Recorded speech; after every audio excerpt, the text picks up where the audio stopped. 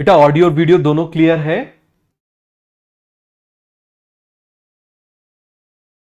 चलो, ओके विशाल।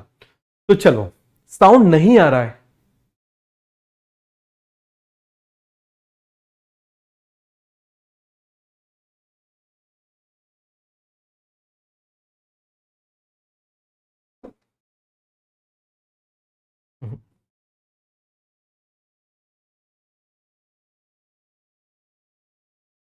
अभी वॉइस आ रही है? बताइए जरा,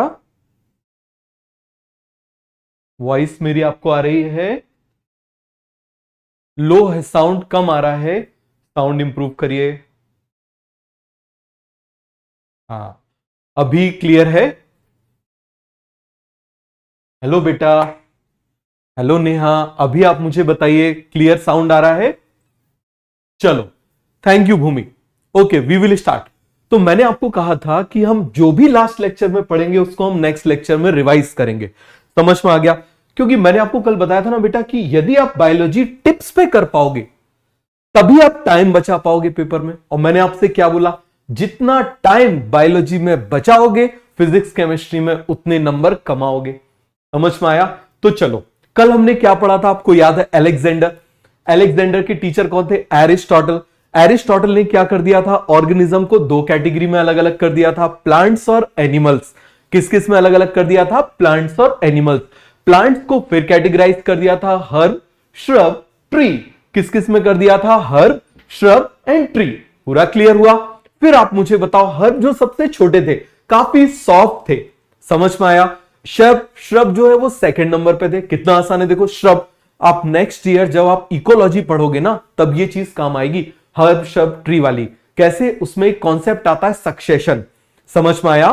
तो श्रब वो है जो सेकंड नंबर पे होंगे। क्लियर हुआ? फिर हम बात कर रहे हैं जो थर्ड नंबर पे जो सबसे टॉल है वो कौन हो जाएंगे? ट्री हो जाएंगे। हो गया पूरा कॉन्सेप्ट क्लियर? फिर एनिमल को उसने काट के देखा, कुछ एनिमल के अंदर से कलरलेस फ्लूइड आया, क्या बोला उसको? ए नाइमा। कुछ के अंदर से कलरफुल फ्लूइड आया, क्या बोला उसको? ई नाइमा। याद है ना? ई नाइमा जिसके अंदर आरबीसी थे, ए नाइमा जिसके अंदर एब्सेंस थे। हो गया क्लियर?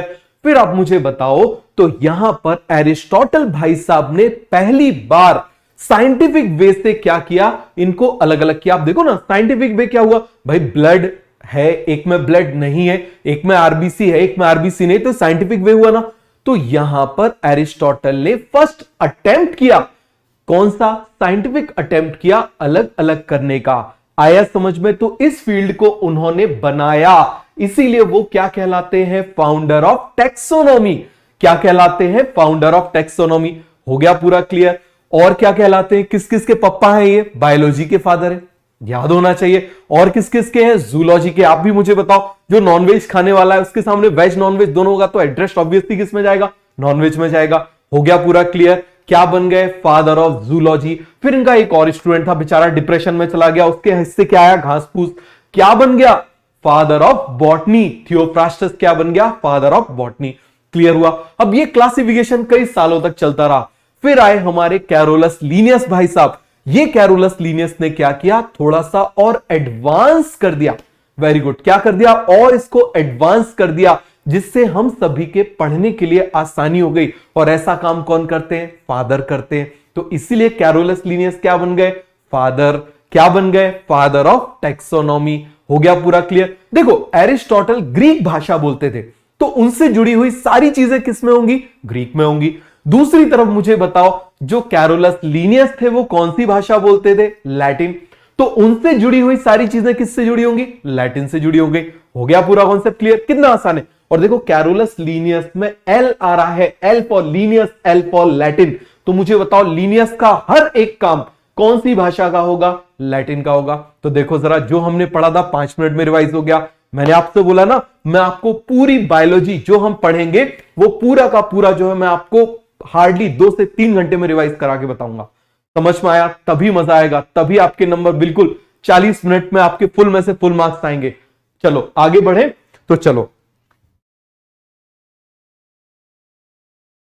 तो जो हमने कैरोलस लीनियस का कल पढ़ा था उसको हम फिर से देख लेते हैं एक बार। तो मुझे बताओ जरा, जो हमारे कैरोलस लीनियस भाई साहब थे कैरोलस लिनियस जो भाई साहब थे, उन्होंने क्या क्या दिया था, जल्दी से आप मुझे बताइए जरा। उन्होंने दिया था टू किंगडम क्लासिफिकेशन। क्या दिया था बेटा?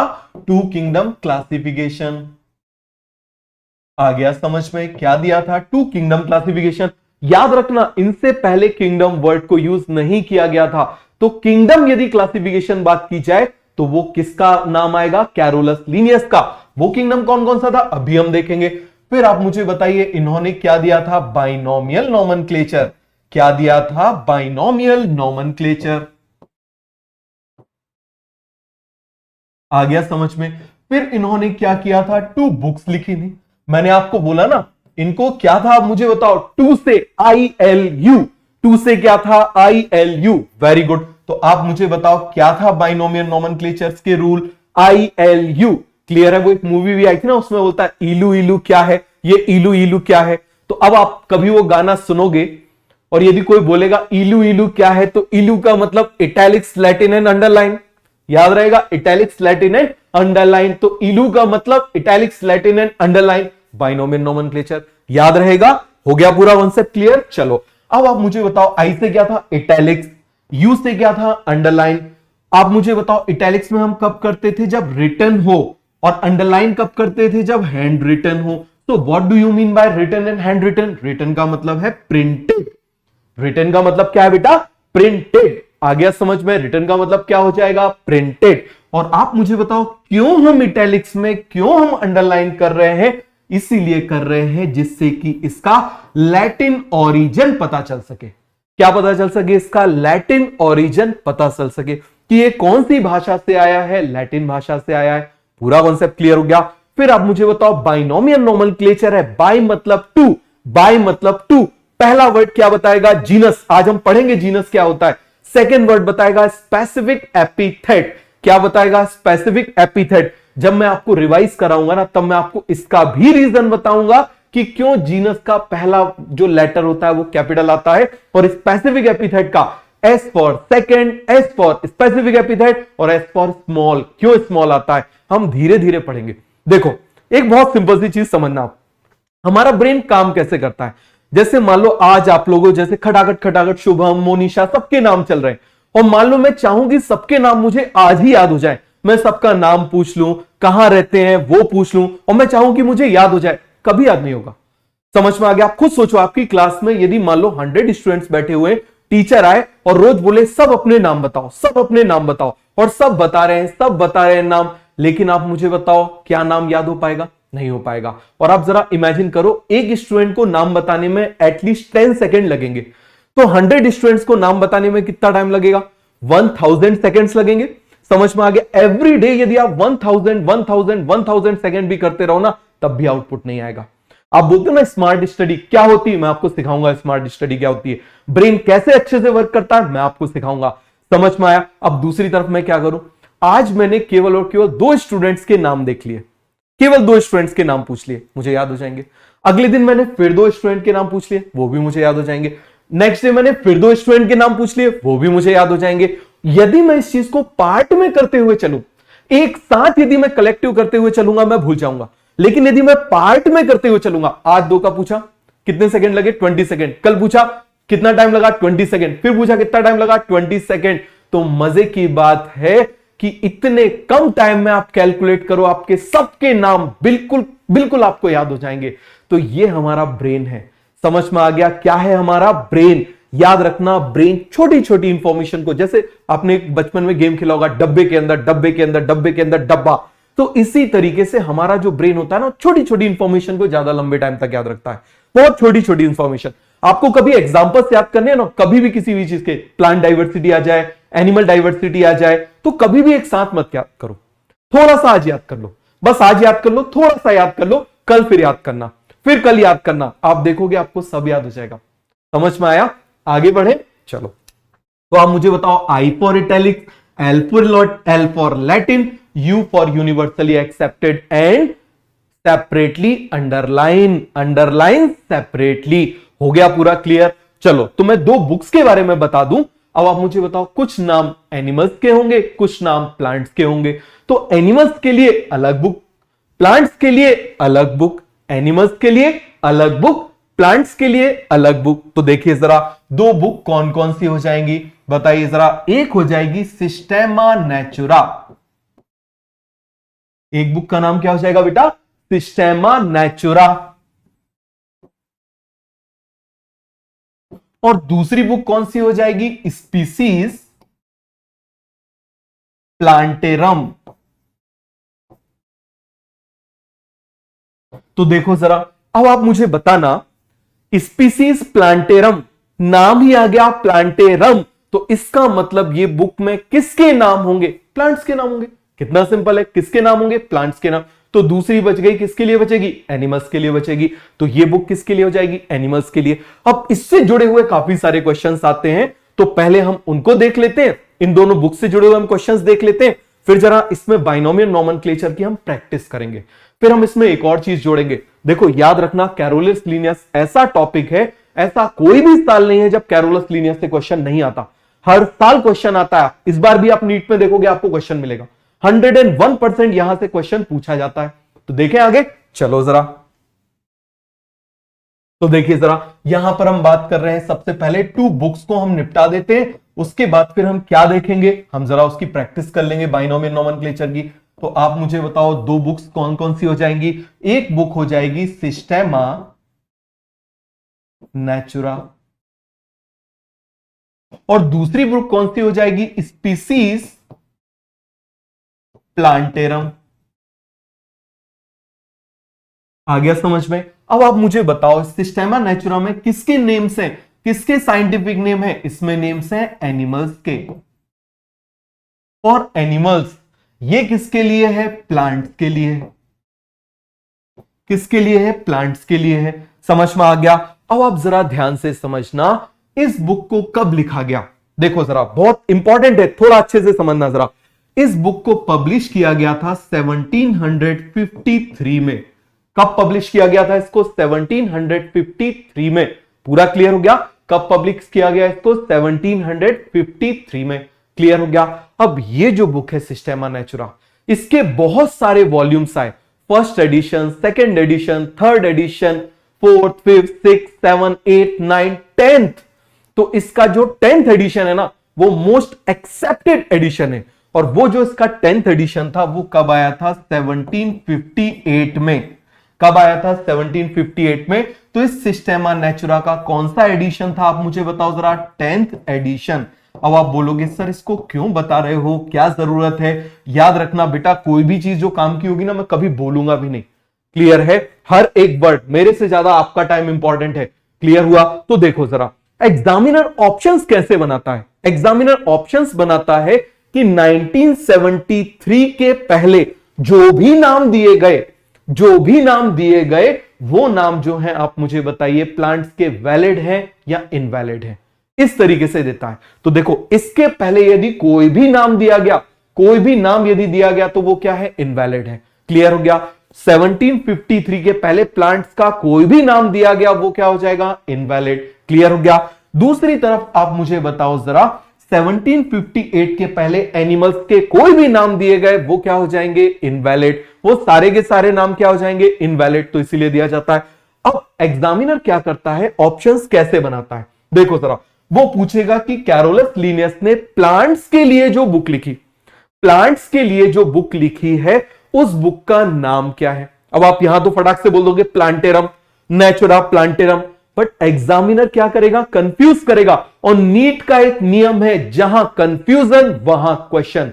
याद रखना, जहां कंफ्यूजन हो जाए ना, बस समझ लेना वहीं से क्वेश्चन पूछा जाएगा। समझ में आ गया, जहां कंफ्यूजन वहां पर क्वेश्चन। तो देखो जरा, हम कंफ्यूजन भी दूर कर देते हैं। देखो जरा, वो क्या बोलेगा, कैरोलस लीनियस ने प्लांट्स के लिए कौन सी बुक लिखी। फर्स्ट ऑप्शन देगा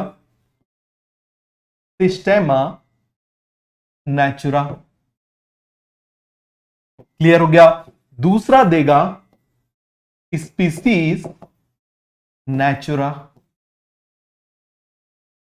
क्लियर हो गया, कई बार ऐसा क्वेश्चन पूछा गया है। तीसरा ऑप्शन देगा स्पीसीज प्लांटेरम। और चौथा ऑप्शन देगा सिस्टेमा प्लांटेरम। ऐसा ऑप्शन देगा आपको। देखो मिलते जुलते मिलते जुलते मिलते जुलते लग रहा है, समझ में आ गया? मिलते जुलते आपको लग रहा है ना सारे नाम। अब आपको ढूंढना है कि इनमें से प्लांट्स के लिए कौन सा है। तो देखो कितना ज्यादा आसान है, प्लांट्स के लिए कितना ज्यादा आसान है। आप देखना जरा, सबसे पहले प्लांटेरम ढूंढो। ये मिल गए हमको, प्लांटेरम मिल गए कि नहीं मिल गए। अब हमको कंफ्यूजन है कि स्पीसीज प्लांटेरम है या सिस्टेमा प्लांटेरम है। तो देखो कितना आसान है, स्पीसीज में पी आ रहा है, तो P also represents plants, P also represents plants. समझ में आ गया? तो ये कॉन्सेप्ट आपको क्लियर हुआ कि नहीं हुआ?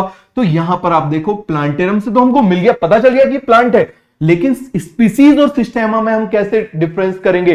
तो इतना आसान है। आप देखिए जरा, स्पीसीज में पी आ रहा है, स्पीसीज में क्या आ रहा है? पी आ रहा है, तो इसको हम क्या बोल देंगे? P represent for plant, P represent for plant. पूरा क्लियर हो गया? सभी को समझ में आ गया? आगे बढ़े। अब हम प्रैक्टिस करते हैं किसकी? बाइनोमियल नोमेनक्लेचर की। किसकी प्रैक्टिस करते हैं? बाइनोमियल नोमेनक्लेचर की। इस बाइनोमियल नोमेनक्लेचर की प्रैक्टिस के बाद में फिर हम पढ़ेंगे क्या? Third kingdom classification, fourth kingdom classification, five kingdom classification. फिर हम देखेंगे यार टैक्सोनॉमिक कैटेगरी। क्या देखेंगे? Taxonomic category. तो आगे बढ़े। सभी को समझ में आ गया? क्लियर हुआ? मैंने आपसे बोला ना, आपको किसी भी चीज में कंफ्यूजन नहीं होगा। समझ में आ गया? किसी भी चीज में आपको कंफ्यूजन नहीं होगा। क्यों? मैंने आपको क्या बोला? जहां कंफ्यूजन वहां क्वेश्चन। तो हमको मालूम है कहां आप कंफ्यूज होगे। मैं आपको एक सिंपल सी एक स्टोरी बताता हूं। आप मुझे बताओ, 9th-10th में आपने वाइवा दिया होगा, आप सब पढ़ के गए होगे उस टॉपिक के बारे में, लेकिन जो टीचर आया होगा उसने बहुत सिंपल सी चीज पूछी होगी, बहुत सिंपल सी चीज पूछी होगी और वो आपसे नहीं बनी होगी। ऐसा होता है ना, क्योंकि वो जो एग्जामिनर होता है ना, उस एग्जामिनर को पता है कि आप कहां पर कंफ्यूज होते हो। और ऐसे ही लोग नीट का पेपर बनाते हैं, ऐसे ही लोग क्या करते हैं? नीट का पेपर बनाते हैं। तो हम भी बिल्कुल तैयार बैठे हुए। आप मुझे बताओ, क्रिकेट खेलने जाओगे तो बैट लेके जाओगे, हॉकी खेलने जाओगे तो स्टिक लेके जाओगे। तो इसी तरीके से हम नीट देने जा रहे हैं, तो हम भी तैयार हैं। जहां जहां हमको कंफ्यूजन होगा वहां वहां हम और ज्यादा प्रैक्टिस करेंगे। क्लियर हो गया? आप वहां वहां से क्वेश्चन पूछोगे, हम वहां वहां और तैयारी करेंगे। समझ में आ गया? तो हो गया पूरा का पूरा कॉन्सेप्ट क्लियर?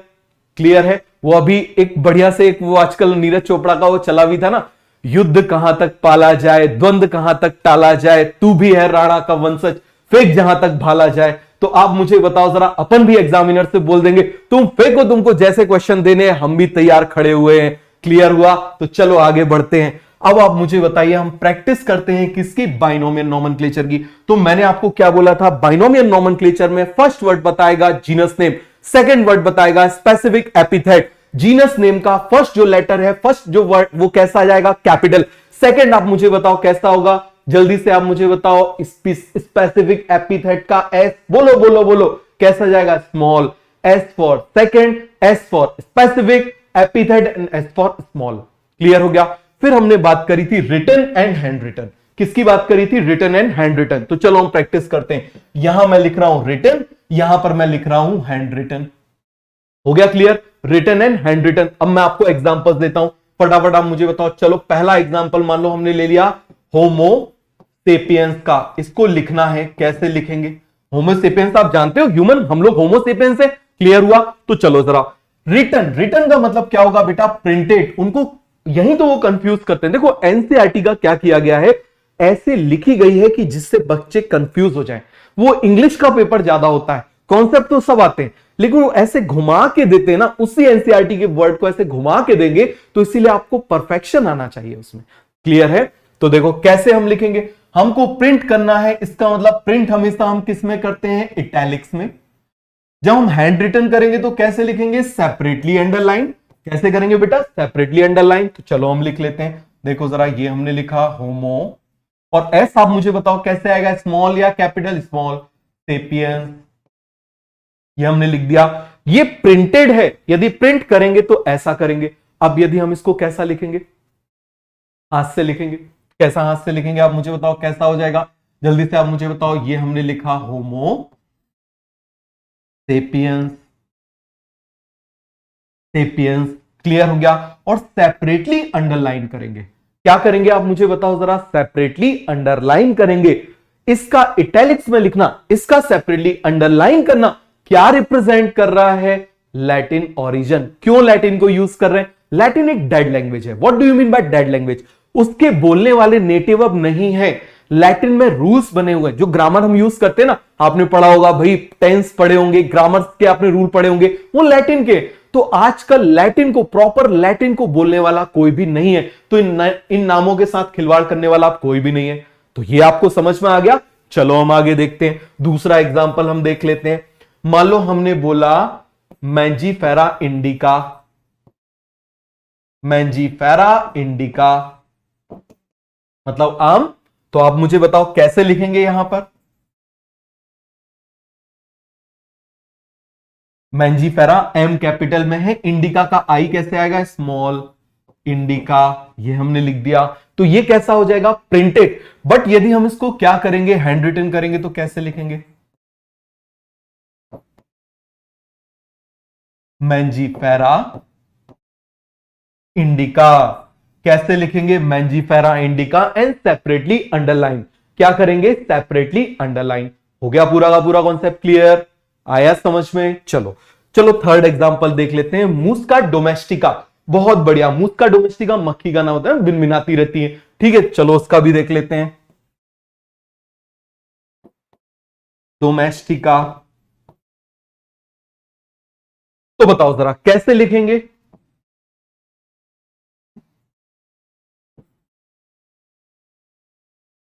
डी कैसा आएगा, स्मॉल।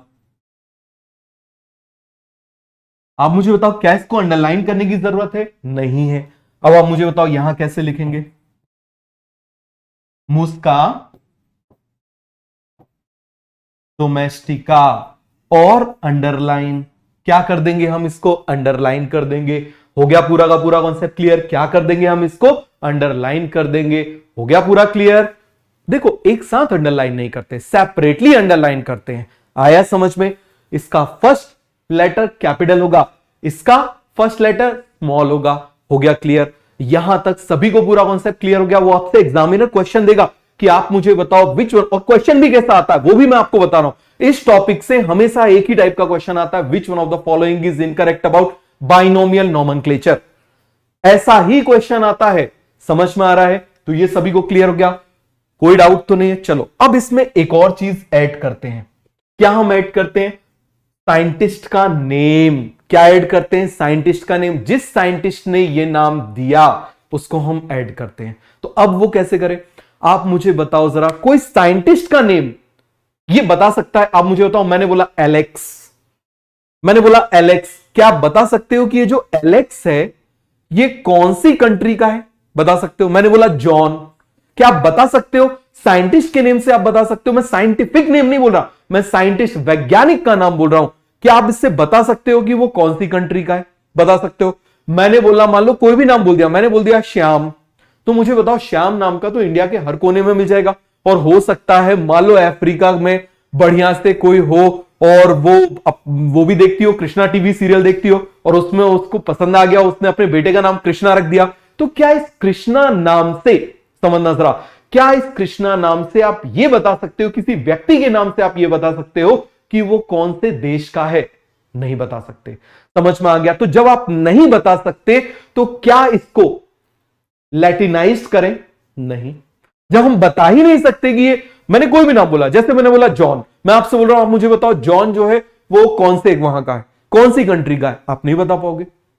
बता पाओगे क्या। चलो मैंने आपसे बोला सिद्धार्थ, अब सिद्धार्थ नाम के आपको दुनिया के हर उसमें मिल जाएंगे, तो आप बोल सकते हो कि जरूरी थोड़ी है कि भाई वो इंडिया का हो सकता है सिद्धार्थ नाम अच्छा लग गया हो, कोई मान लो अंग्रेज हो, उसको सिद्धार्थ नाम अच्छा लग गया, उसने रख लिया हो, अपने बच्चे का नाम सिद्धार्थ रख लिया हो।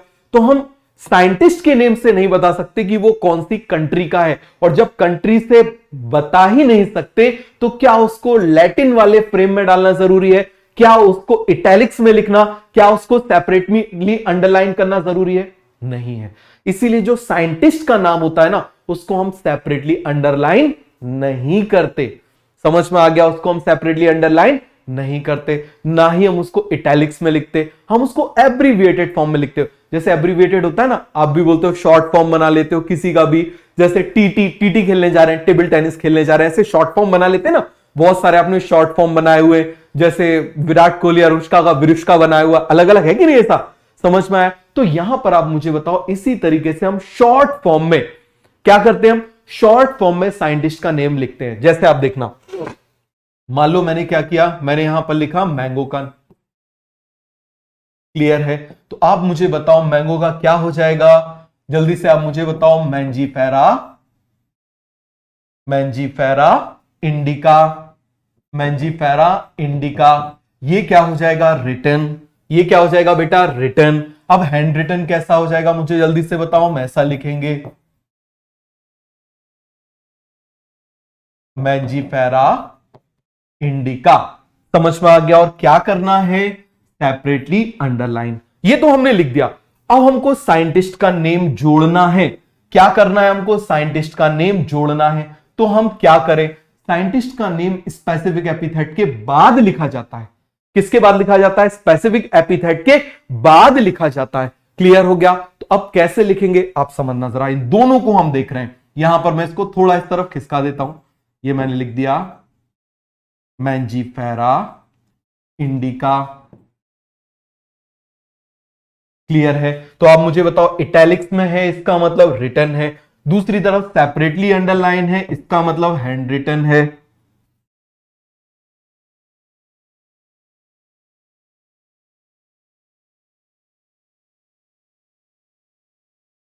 ये हमने कर दिया। अब साइंटिस्ट का नेम हम कैसे लिखें? तो देखो, साइंटिस्ट का नेम हम इसके बाद सबसे लास्ट में हम लिख देते हैं, और वो भी ऐसे एब्रीविएटेड फॉर्म में। क्लियर हो गया? यहां पर भी ऐसे लिखेंगे, यहां पर भी ऐसे लिखेंगे। तो इसके ऊपर अभी लास्ट ईयर क्वेश्चन पूछा गया था नीट में। आप मुझे बताओ, साइंटिस्ट का नेम जिस साइंटिस्ट ने इसको दिया, जिस साइंटिस्ट ने इसको दिया है, आप मुझे बताओ जरा, उसका नाम हम किसके बाद लिखेंगे? सबसे लास्ट में लिखेंगे। लेकिन क्या मैंने इसको इटैलिक्स में लिखा? देखो जरा, इटैलिक्स में लिखा क्या? नहीं लिखा। क्या मैंने इसको, आप मुझे बताओ, यहां अंडरलाइन किया क्या? नहीं। यदि मैं इसको इटैलिक्स में कर देता तो किसका ओरिजिन बताता है? लैटिन का। लेकिन क्या ये लैटिन हम पता लगा सकते? नहीं लगा सकते। तो क्या जरूरत है इसको करने की? इसी तरीके से मुझे बताओ जरा, यहां पर हमने उसको सेपरेटली अंडरलाइन नहीं किया। हमने यहां पर इसको सेपरेटली अंडरलाइन नहीं किया। क्यों नहीं किया आप मुझे बताओ सेपरेटली अंडरलाइन? क्योंकि कर देते तो वो लैटिन ओरिजिन हो जाता ना। आया समझ में? तो ये पूरा कॉन्सेप्ट आपको क्लियर हो गया कि नहीं हो गया? इस तरीके से शॉर्ट फॉर्म में लिन हमने ऐसे शॉर्ट फॉर्म में लिख दिया। क्लियर हो गया? तो इस तरीके से क्वेश्चन काफी सारे पूछे जाते हैं। क्लियर हो गया? अब इसकी इंपॉर्टेंस क्या है वो आप समझना, बाइनोमियल नोमेनक्लेचर की। बाइनोमियल नोमेनक्लेचर की ये इंपॉर्टेंस है कि 1753 से पहले प्लांट्स के जो भी नाम है वो इनवैलिड है, और जो उसके बाद दिए गए वो सारे वैलिड है। हर जगह आप दुनिया में कहीं पे भी चले जाओ, मैंगो को क्या बोला जाएगा? जैसे मान लो इंग्लैंड में चले जाओ, मैंगो बोल रहे हैं, कॉमन नेम से हमारे यहां आम बोल रहे हैं। तो आप मुझे बताओ, आप आम जाके यदि आप लंदन में बोलोगे तो बेचारे कंफ्यूज हो जाएंगे। लेकिन आप यदि मैंजीफेरा इंडिका बोलोगे तो कोई कंफ्यूज नहीं होगा। जो बायोलॉजी से जुड़ा हुआ है वो कोई भी कंफ्यूज नहीं होगा, कोई भी साइंटिस्ट कंफ्यूज नहीं होगा। तो आप मुझे बताओ, इससे कंफ्यूजन रहेंगे या दूर हो जाएंगे? जब एक ही नाम रहेगा तो ये कैसा हो जाएगा? Universally accepted. कैसा हो जाएगा? Universally accepted. तो पूरा लीनियस आपको समझ में आ गया। टू किंगडम क्लासिफिकेशन का बेसिस क्या था? राम मनोहर लोहिया कॉलेज। क्या बेसिस था? राम मनोहर लोहिया कॉलेज। पूरा क्लियर हो गया? फिर आप मुझे बताओ, आर से क्या था? Response to external stimulus. L से क्या था? लोकोमोशन। एम से क्या था? Mode of nutrition. सी से क्या था? Cell wall and contractile vacuole. हो गया क्लियर? आगे बढ़े। सभी को क्लियर हो गया? मुझे बताओ, किसी को कोई डाउट है तो पूछो। Any doubt? क्योंकि ये जो अभी आपने पढ़ा है ना, इससे एक क्वेश्चन अभी आपको 12 तारीख को नीट का एग्जाम होने वाला है, उसमें आपको एक क्वेश्चन जरूर मिलेगा, बिल्कुल मिलेगा, आप देख लेना। और याद रखना, एग्जाम निकालना कोई बहुत ज्यादा डिफिकल्ट नहीं है। एग्जाम निकालना कोई साइंस नहीं है, इट इज एन आर्ट। आपको यदि पता है ना क्या पढ़ना है, कैसे पढ़ना है, आप कोई यूं एग्जाम निकाल सकते हो। मैं आपको यही सिखाऊंगा। समझ में आया? मेरा बहुत सारे मैं आपको एग्जांपल्स बताऊंगा मेरे स्टूडेंट्स के, जिन स्टूडेंट्स के 60% थे, बहुत ही वीक थे, हिंदी मीडियम के स्टूडेंट थे, फिर भी आज टॉप मेडिकल कॉलेज में है। टॉप मेडिकल कॉलेज में वो पहुंचे, चाहे आप केईएम मुंबई में ले लो, चाहे आप एम्स में ले लो, सारे कॉलेजेस में वो पहुंचे हुए, और वो बिलो एवरेज ऐसे स्टूडेंट थे। याद रखना, मैंने आपको बोला ना, सिलेक्ट होना कोई साइंस नहीं है, ये एक आर्ट है, ये एक कला है। यदि आपको ये कला आ गई तो आप हर एक एग्जाम क्वालिफाई कर लोगे। समझ में आया? पूरा क्लियर हुआ कि नहीं हुआ? चलो अब हम बात कर रहे हैं टू किंगडम क्लासिफिकेशन की।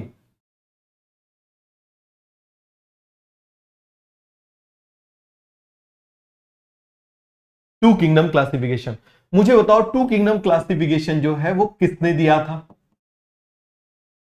किसने दिया था बेटा टू किंगडम क्लासिफिकेशन? चलो इसको हम और थोड़ा सा इस तरफ खिसका देते हैं। बताओ जरा, ऐसे लिख दूं टू किंगडम क्लासिफिकेशन, चलेगा? टू किंगडम क्लासिफिकेशन इसको किसने दिया था? Carolus Linnaeus.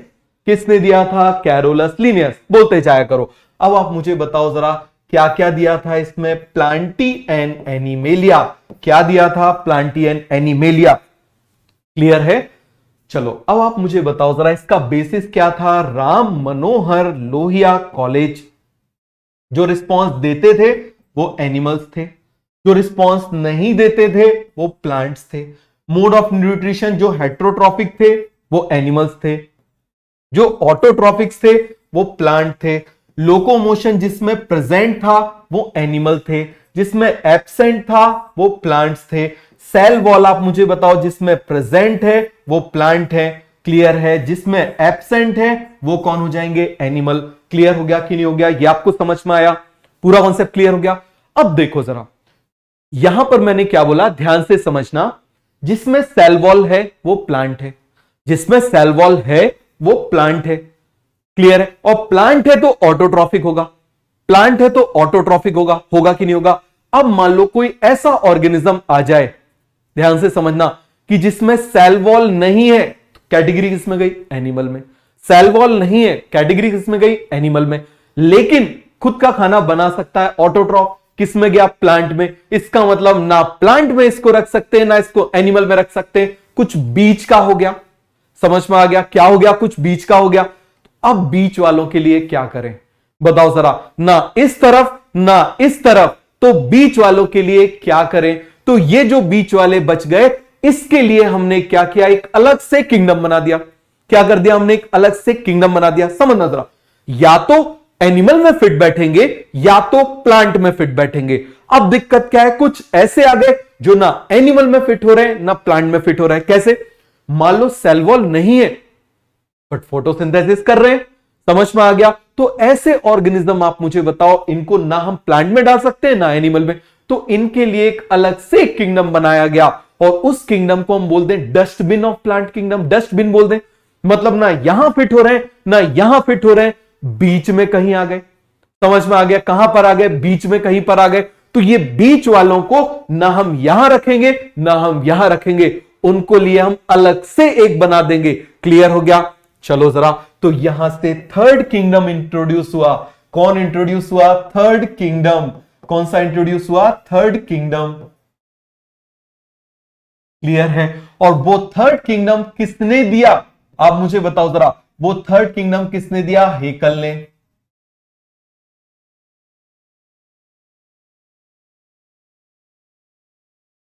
किसने दिया? आप मुझे बताओ। हेकल ने। यहां पर आप मुझे बताइए किसने दिया था? कैरोलस लीनियस ने। थर्ड किंगडम किसने दिया था? आप मुझे बताओ। हेकल ने। और उस किंगडम का नाम क्या था? प्रोटिस्टा। क्या नाम था? आप मुझे बताओ जरा जल्दी से बेटा। प्रोटिस्टा। उस किंगडम का नाम क्या है? प्रोटिस्टा। तो इस प्रोटिस्टा में ऐसे ऑर्गेनिज्म है जो ना यहां है जो ना यहां है, तो वो उसको किस में डाल दिया? प्रोटिस्टा में। समझ में आ गया? किस में डाल दिया? प्रोटिस्टा में। और इसको डस्टबिन बोला गया। क्या बोला गया? इसको डस्टबिन बोला गया। जो यहां के ना वहां के, तो यहां पर डाल दिया। और मुझे बताओ जरा, इंडिया में जैसे आपने देखा होगा कहीं पर डस्टबिन रखी हुई है, पता चले डस्टबिन के अंदर जितना कचरा नहीं है ना, उसके आसपास उससे ज्यादा कचरा है। होता है कि नहीं होता ऐसा? तो आप मुझे बताओ, इंडिया में कचरे की वेल डिफाइंड बाउंड्री होती है क्या? ईमानदारी से बताओ मुझे जरा, क्या कचरे की वेल डिफाइंड बाउंड्री होगी? नहीं होगी। तो इसी तरीके से ये जो किंगडम प्रोटिस्टा है ना, इसकी कोई वेल डिफाइंड बाउंड्री नहीं है। जो यहां नहीं आया यहां नहीं आया, यहां डाल दो। समझ में आ गया? मैं कब की बात कर रहा हूं? हेकल ने जो क्लासिफिकेशन दिया। आया समझ में? पूरा क्लियर हुआ कि नहीं हुआ? तो आप मुझे बताइए जरा, ये जो प्रोटिस्टा है, बताओ जरा, ये जो प्रोटिस्टा है उसमें आप मुझे बताइए इसकी क्या वेल डिफाइंड बाउंड्री होगी? नहीं। तो हम लिख देते हैं इंपॉर्टेंट पॉइंट। क्या इंपॉर्टेंट पॉइंट हो जाएगा? Lack well defined boundary. क्या हो जाएगा, लैक वेल डिफाइंड बाउंड्री, इसकी कोई वेल डिफाइंड बाउंड्री नहीं होगी। समझ में आ गया, इसकी कोई भी वेल डिफाइंड बाउंड्री नहीं होगी। क्लियर हुआ, सभी को समझ में आया कि नहीं आया? अब आपको लिखना कैसे है ये आप समझना जरा। देखो जैसे हम इमेजेस वगैरह दिखाते हैं, जो भी इमेजेस दिखाते हैं तो इमेजेस के नीचे नाम होते हैं, आपको वो नाम लिखने, इमेजेस नहीं बनानी है। और कोशिश करो हमेशा एक पेज में आप क्या करोगे उतना लिखो। हम क्या करते हैं, देखो 10 तक हम क्या करते थे कि सारा का सारा एक पेज में पूरा ऐसे गिचड़ पिचड़ करके लिख लेते थे कि एक पेज में हम सब देख लेंगे। नहीं, ऐसे नोट्स नहीं बनाना है। जैसे आप नोट्स बनाओगे ना, आपका नोट्स बनाने का तरीका ये बताता है कि आपको वो चीज कितने लंबे टाइम तक याद रहेगी। तो आप कैसे करोगे, आप एक पेज को 1 मिनट लग सके बस इतना लिखा करो उस पेज में, उससे क्या होगा, रिवीजन आपका फास्ट होगा। जब आप लास्ट में रिवाइज करोगे ना, मान लो आपने एक पेज में सब कुछ लिख लिया, पूरा चैप्टर लिख लिया, अब आप उस पेज को खोल के बैठे हुए, अब आपको टाइम लगे जा रहा है 1-1.5 घंटा हो गया, आपके दिमाग में आएगा यार 1 घंटा हो गया, मेरा अभी एक ही पेज हुआ है, ये क्या नाटक है। तो आपको क्या आएगा, डिप्रेशन। तो दूसरी तरफ यदि आपने उसमें थोड़ा सा लिखा हुआ है, मैं आपको सिखा रहा हूं कैसे नोट्स बनाना है, थोड़ा सा यदि आप लिखोगे तो क्या होगा, जल्दी जल्दी आपके पेज पलटाएंगे। आप देखोगे यार एक घंटे में मैंने इतना सारा पढ़ लिया, चलो बहुत बढ़िया, अब तो मैं और पढ़ लेता हूं। ये साइकोलॉजी होती है, समझ में, इसीलिए थोड़ा थोड़ा लिखना है एक पेज में। क्लियर हुआ। और मैंने आपको बताया ना कि आपके बड़े बड़े बुक्स को मैं बहुत छोटे छोटे पेजेस में खत्म करूंगा, और उससे बाहर आप कोई भी एग्जाम दे देना, उसमें कोई भी क्वेश्चन उससे बाहर नहीं आएगा। क्लियर हुआ। तो चलो आगे बढ़े। इसकी वेल डिफाइंड बाउंड्री नहीं है। अब अभी आपने जूलॉजी में पढ़ा होगा, ये बॉटनी की क्लास चल रही है अभी, आप मुझे बताओ, अभी आपने जूलॉजी में टिश्यू को पढ़ा होगा, मुझे बताओ जरा बेटा, टिश्यू क्या होता है।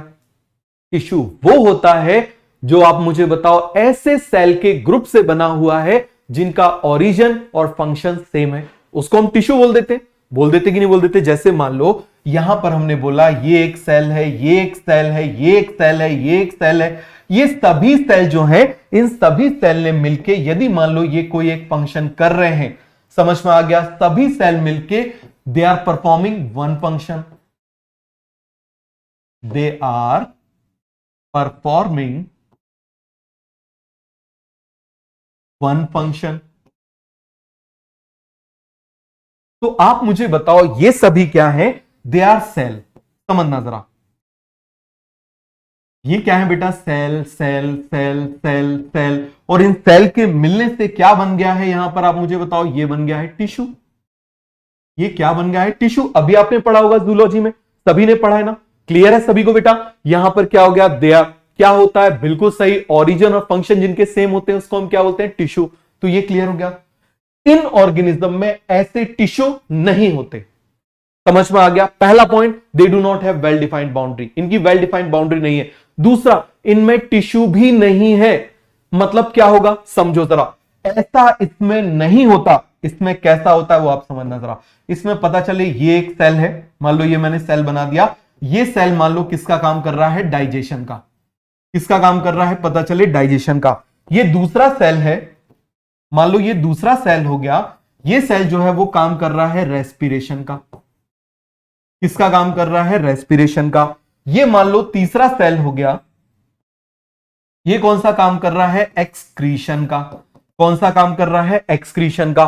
तो आप मुझे बताओ यहां पर एक एक सेल जो है वो अलग अलग काम कर रहा है। तो जब सेल मिलेंगे ही नहीं तो क्या वो टिश्यू बनाएंगे, नहीं। ये मैं किसकी बात कर रहा हूं बेटा, इसी को अर्लियर क्लासिफिकेशन बोला जाता है। समझ में आ गया, इसी को क्या बोला जाता है, अर्लियर क्लासिफिकेशन बोला जाता है। तो पूरा कॉन्सेप्ट आपको क्लियर हो गया कि नहीं हो गया, किसी को इसमें कोई डाउट है तो बताओ। तो यहां पर आप देखो, इनमें टिश्यू है क्या, एक सेल एक काम, एक सेल एक काम, एक सेल एक काम। लेकिन यहां पर बहुत सारे एक जैसे सेल मिलके एक काम कर रहे थे, तो उसको हमने बोला था टिश्यू। लेकिन यहां पर टिश्यू नहीं है, तो यहां पर आप मुझे बताओ, प्रोटिस्टा में हम क्या बोलेंगे, प्रोटिस्टा में ऐसे ऑर्गेनिज्म को रखा गया है जिनमें टिश्यू नहीं है, टिश्यू में डिफरेंशिएशन नहीं है, दे लैक टिश्यू डिफरेंशिएशन। मतलब हमने उसको काम दे दिया, अलग से हमने बोल दिया। जैसे हम बोलते हैं ना 11, जैसे 10th के बाद 11th में, तो 11th में बायो ले ली, मैथ्स ले ली, कॉमर्स ले ली, 10 तक सब एक जैसे थे, अनडिफरेंशिएटेड थे। बट अब कॉमर्स वाले अलग, मैथ्स वाले अलग, बायोलॉजी वाले अलग, इसको हम बोलते हैं डिफरेंशिएशन। तो यहां पर आप मुझे बताओ जरा, यहां पर सेल में डिफरेंशिएशन है बट टिश्यू में नहीं है। तो इसीलिए हम इसका पॉइंट क्या बोलेंगे, बहुत बहुत इंपॉर्टेंट पॉइंट है, बताओ जरा क्या बोलेंगे, लैक टिश्यू डिफरेंशिएशन। क्या बोलेंगे बेटा? डिफरेंशिएशन। आ गया समझ में? कोई डाउट है तो पूछो। लैक टिश्यू डिफरेंशिएशन क्लियर हो गया? समझ में आ गया? क्लियर हो गया? आपको समझ में आ गया? तो यहां पर कुछ इस तरीके से होता है। क्लियर है? बट ऐसा नहीं होता। क्लियर हो गया? ऐसा होता है बट ऐसा नहीं होता। लैक ऑफ टिश्यू डिफरेंशिएशन ये अर्लियर क्लासिफिकेशन है। अभी 5 किंगडम क्लासिफिकेशन की बात हम नहीं कर रहे हैं। 5 किंगडम आएगा, 5 किंगडम में फिर इसमें कुछ और जाएगा, 5 किंगडम आएगा, कुछ और जाएगा। तो ये क्लियर हुआ या नहीं हुआ? तो सभी को आप मुझे बताओ, थर्ड किंगडम किसने दिया, किसने प्रपोज किया? हेकल ने। किसने प्रपोज किया? हेकल ने। कौन सा था वो किंगडम? प्रोटिस्टा। प्रोटिस्टा के अंदर किसको डाल दिया? ऐसे ऑर्गेनिज्म जो ना इसमें फिट बैठ रहे हैं ना इसमें फिट बैठ रहे हैं, उसको हमने डाल दिया इसमें। मतलब ये डस्टबिन है, ये कचरा है, जो दोनों में फिट नहीं बैठ रहे, इसमें डाल दिया। और ऐसे ऑर्गेनिज्म जिसमें टिश्यू नहीं है, जिसमें टिश्यू नहीं है, सेल के एग्रीगेट से बने हुए, उसको हमने क्या बोल दिया? प्रोटिस्टा। ये थर्ड किंगडम हो गया। अब हम बात कर रहे हैं किसकी? फोर्थ किंगडम की। अब आया माइक्रोस्कोप, और माइक्रोस्कोप आने के बाद वो भी दिखने लगा जो पहले दिखता नहीं था। माइक्रोस्कोप आने के बाद क्या हुआ? वो भी दिखने लगा जो दिखता नहीं था। चलो हम फटाफट फिर से देखते हैं। आप मुझे बताओ जरा, टू किंगडम क्लासिफिकेशन किसने दिया? Carolus Linnaeus. क्या था आप मुझे बताओ जरा? Plantae as well as Animalia. क्या था इसका बेसिस? राम मनोहर लोहिया कॉलेज। क्या था? राम मनोहर लोहिया कॉलेज। अब आप मुझे बताओ थर्ड किंगडम। थर्ड किंगडम आप मुझे बताओ किसने दिया? हेकल ने। किसने दिया? हेकल ने। आप मुझे बताओ जरा कौन सा किंगडम था वो? प्रोटिस्टा। कौन सा किंगडम था वो? प्रोटिस्टा। समझ में आ गया? अब हम बात कर रहे हैं फोर्थ किंगडम की। किसकी बात कर रहे हैं? फोर्थ किंगडम की। क्लियर हो गया? किसकी बात कर रहे हैं? फोर्थ किंगडम की। अब मुझे बताना जरा, चलो ऐसे लिख लें, चलेगा? फोर्थ किंगडम चलेगा? तो फोर्थ किंगडम किसने दिया? कोपलैंड ने। कोपेलैंड बोलो या कोपलैंड बोलो, एक ही बात है। अरे भाई, अंग्रेजों ने हमारे देश की 200 साल वाट लगाई, हम उनकी लैंग्वेज की अगली 2000 साल वाट लगाएंगे। समझ में आ गया? हमारा बिल्कुल हक है। तो कोपलैंड बोलो या कोपेलैंड बोलो। क्लियर हो गया? तो आप मुझे बताओ फोर्थ किंगडम किसने दिया? कोपेलैंड। और कब दिया? जब माइक्रोस्कोप आ गया उसके बाद। मतलब माइक्रोस्कोप आने के बाद जो भी दिख रहा है, M for microscope, M for Monera. M for microscope, M for Monera. तो इसके अंदर किसको डाला गया? माइक्रोस्कोपिक ऑर्गेनिज्म को डाला गया। किसको डाला गया? माइक्रोस्कोपिक ऑर्गेनिज्म को। और उसके लिए कौन सा किंगडम आया? Kingdom Monera. कौन सा किंगडम आया बेटा? Kingdom Monera. M for Monera, M for microscope. तो इसके अंदर किसको डाला गया? Microscopic organism. All microscopic organism किसको डाला गया? जल्दी से आप मुझे बताओ। माइक्रोस्कोपिक ऑर्गेनिज्म को। समझ में आया? अरे बहुत आसान सा तो है। क्लियर हो गया कि नहीं हो गया? आ गया पूरा का पूरा कॉन्सेप्ट क्लियर? आगे बढ़े, चलो जरा। तो आप मुझे बताओ, फोर्थ किंगडम आ गया। अब आया fifth kingdom. Fifth kingdom, fifth kingdom किसने इंट्रोड्यूस किया? आप मुझे बताओ जरा। वही आर.एच. विटेकर ने। किसने? आर.एच. विटेकर ने। किसने इंट्रोड्यूस किया? आर.एच. विटेकर ने। अभी हमको देखना है two kingdom classification and 5 kingdom classification. फिर पता है क्वेश्चन कैसा आता है? इनमें से कौन सा फीचर है जो 2 और 5 दोनों में कॉमन है? आ गया समझ में? तो आप मुझे बताओ कौन सा किंगडम बच गया? लास्ट किंगडम है फंजाई। लास्ट किंगडम कौन सा है? फंजाई। क्लियर हो गया? बहुत डिटेल में हम अलग से एक किंगडम पढ़ेंगे जिसका नाम है फंजाई। क्लियर हुआ? तो अभी आपको इतना क्लियर हुआ? बताओ, टू किंगडम क्लासिफिकेशन किसने दिया? Carolus Linnaeus. Third kingdom classification किसने दिया? हेकल। फोर्थ किंगडम क्लासिफिकेशन किसने दिया? कोपलैंड। 5 किंगडम क्लासिफिकेशन किसने दिया? आर.एच. विटेकर। किसने दिया? आर.एच. विटेकर। हो गया क्लियर? सॉरी, थोड़ा जुकाम हो गया, पानी वानी ज्यादा गिर रहा है ना अभी। तो चलो, ये पूरा कॉन्सेप्ट क्लियर हुआ। चलो आगे बढ़ते हैं। तो अब हम देख रहे हैं टू किंगडम क्लासिफिकेशन और 5 किंगडम क्लासिफिकेशन, क्योंकि यही बहुत ज्यादा इंपॉर्टेंट है। क्वेश्चन इन्हीं दो से पूछे जाते हैं। टू किंगडम क्लासिफिकेशन बताओ जरा किसने दिया? कैरोलस लीनियस ने। कैरोलस लीनियस ने कौन सा दिया था बताओ जरा? Plantae as well as Animalia. क्या बेसिस था इसका? राम मनोहर लोहिया कॉलेज। क्लियर हो गया? ये था। अब हम देख रहे हैं फाइव किंगडम क्लासिफिकेशन। क्या देख रहे हैं? Five kingdom classification. और मुझे बताओ जरा बेटा, फाइव किंगडम क्लासिफिकेशन जो है वो किसने दिया? R.H. विटेकर। किसने दिया? R.H. विटेकर ने। अब इसका बेसिस क्या था समझना जरा, इसका बेसिस क्या था? तो आप मुझे बताओ, अभी तक हमारे पास क्या क्या आ चुके हैं? प्लांट आ चुका है, प्लांटी आ चुका है, फिर आप मुझे बताओ क्या आ चुका है? एनिमेलिया आ चुका है। क्लियर हो गया? फिर आप मुझे बताओ कौन आया था? प्रोटिस्टा आ चुका है। फिर आप मुझे बताओ मोनेरा आ चुका है। क्लियर है? फिर आप मुझे बताओ कौन आ चुका है? फंजाई आ चुका है। कौन आ चुका है? आप मुझे बताओ। फंजाई आ चुका है। तो ये कॉन्सेप्ट आपको क्लियर हो गया कि नहीं हो गया? Plantae, animalia, protista, Monera, fungi, five kingdom हो गए।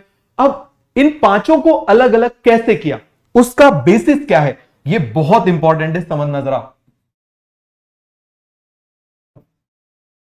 Basis of five kingdom classification. Basis of five kingdom classification.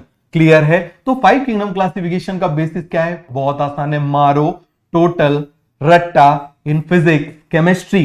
Physics chemistry वाले सर को नहीं बताना, वरना बोलेंगे फिजिक्स केमिस्ट्री में रट्टा मरवा रहे हो। ये याद रखने की निमोनिक्स है। मारो, टोटल, रट्टा इन फिजिक्स केमिस्ट्री। हो जाएगा क्लियर? जल्दी बताओ। मारो, टोटल, रट्टा इन फिजिक्स केमिस्ट्री। हो गया पूरा क्लियर?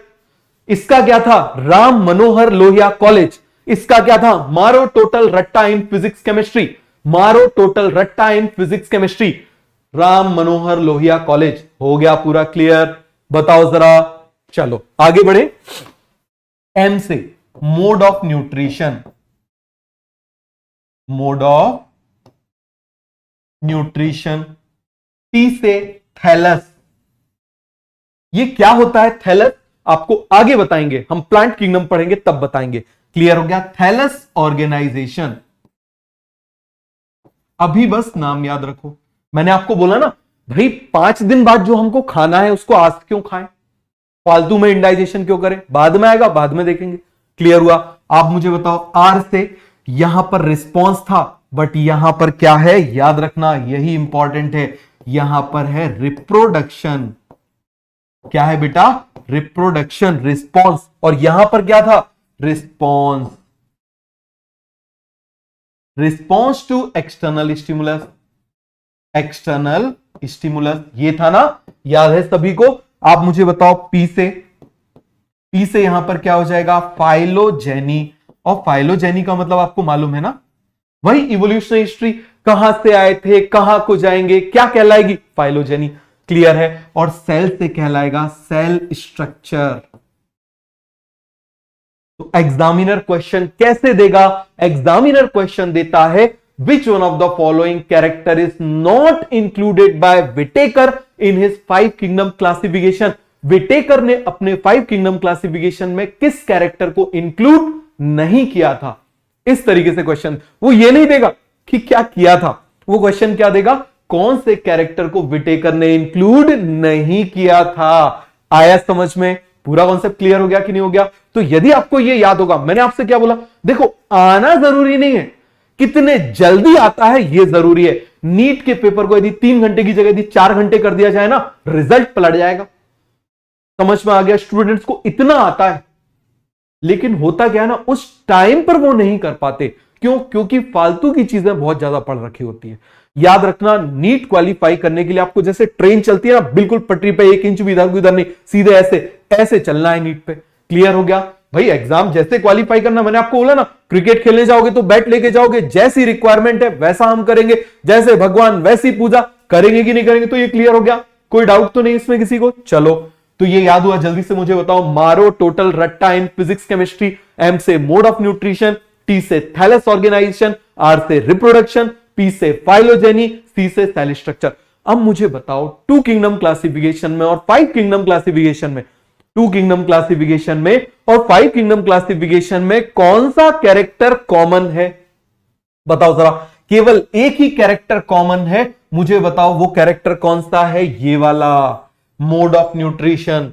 समझ में आ गया? तो ये वाला जो कैरेक्टर है ना, ये दोनों क्लासिफिकेशन में कॉमन है। आप देखो जरा, आपने कल बोला था ना सर छुई मुई मिमोसा प्यूडिका जिसको हम बोलते हैं, उसमें रिस्पॉन्स आ जाता है। वेरी गुड, इसीलिए तो इसको हटा दिया गया आगे के साइंटिस्ट ने। बात समझ में आई? भाई आ जाता है तो प्लांट भी रिस्पॉन्स देते हैं, तो इसीलिए इसको फीचर से हटा दिया गया। हो गया पूरा कॉन्सेप्ट क्लियर? किसी को इसमें डाउट है तो पूछो। अरे वाह Adarsh, many many happy returns of the day बेटा, खूब आगे बढ़ो, 2 साल बाद डॉक्टर आदर्श होना चाहिए। चलो आगे बढ़े।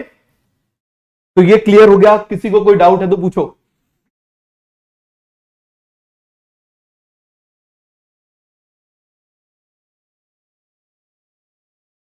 हो गया? आगे बढ़े? चलो तो अब आप मुझे बताओ, इसके बेसिस पे हम क्या करते हैं? इनको अलग अलग कर देते हैं। क्लियर है? इन पांचों को हम अलग अलग करते हैं। चलो हम अलग अलग करते हैं। हमारे पास कौन कौन है? चलो हम देख लेते हैं। हमारे पास है प्लांट है, हमारे पास एनिमल्स हैं,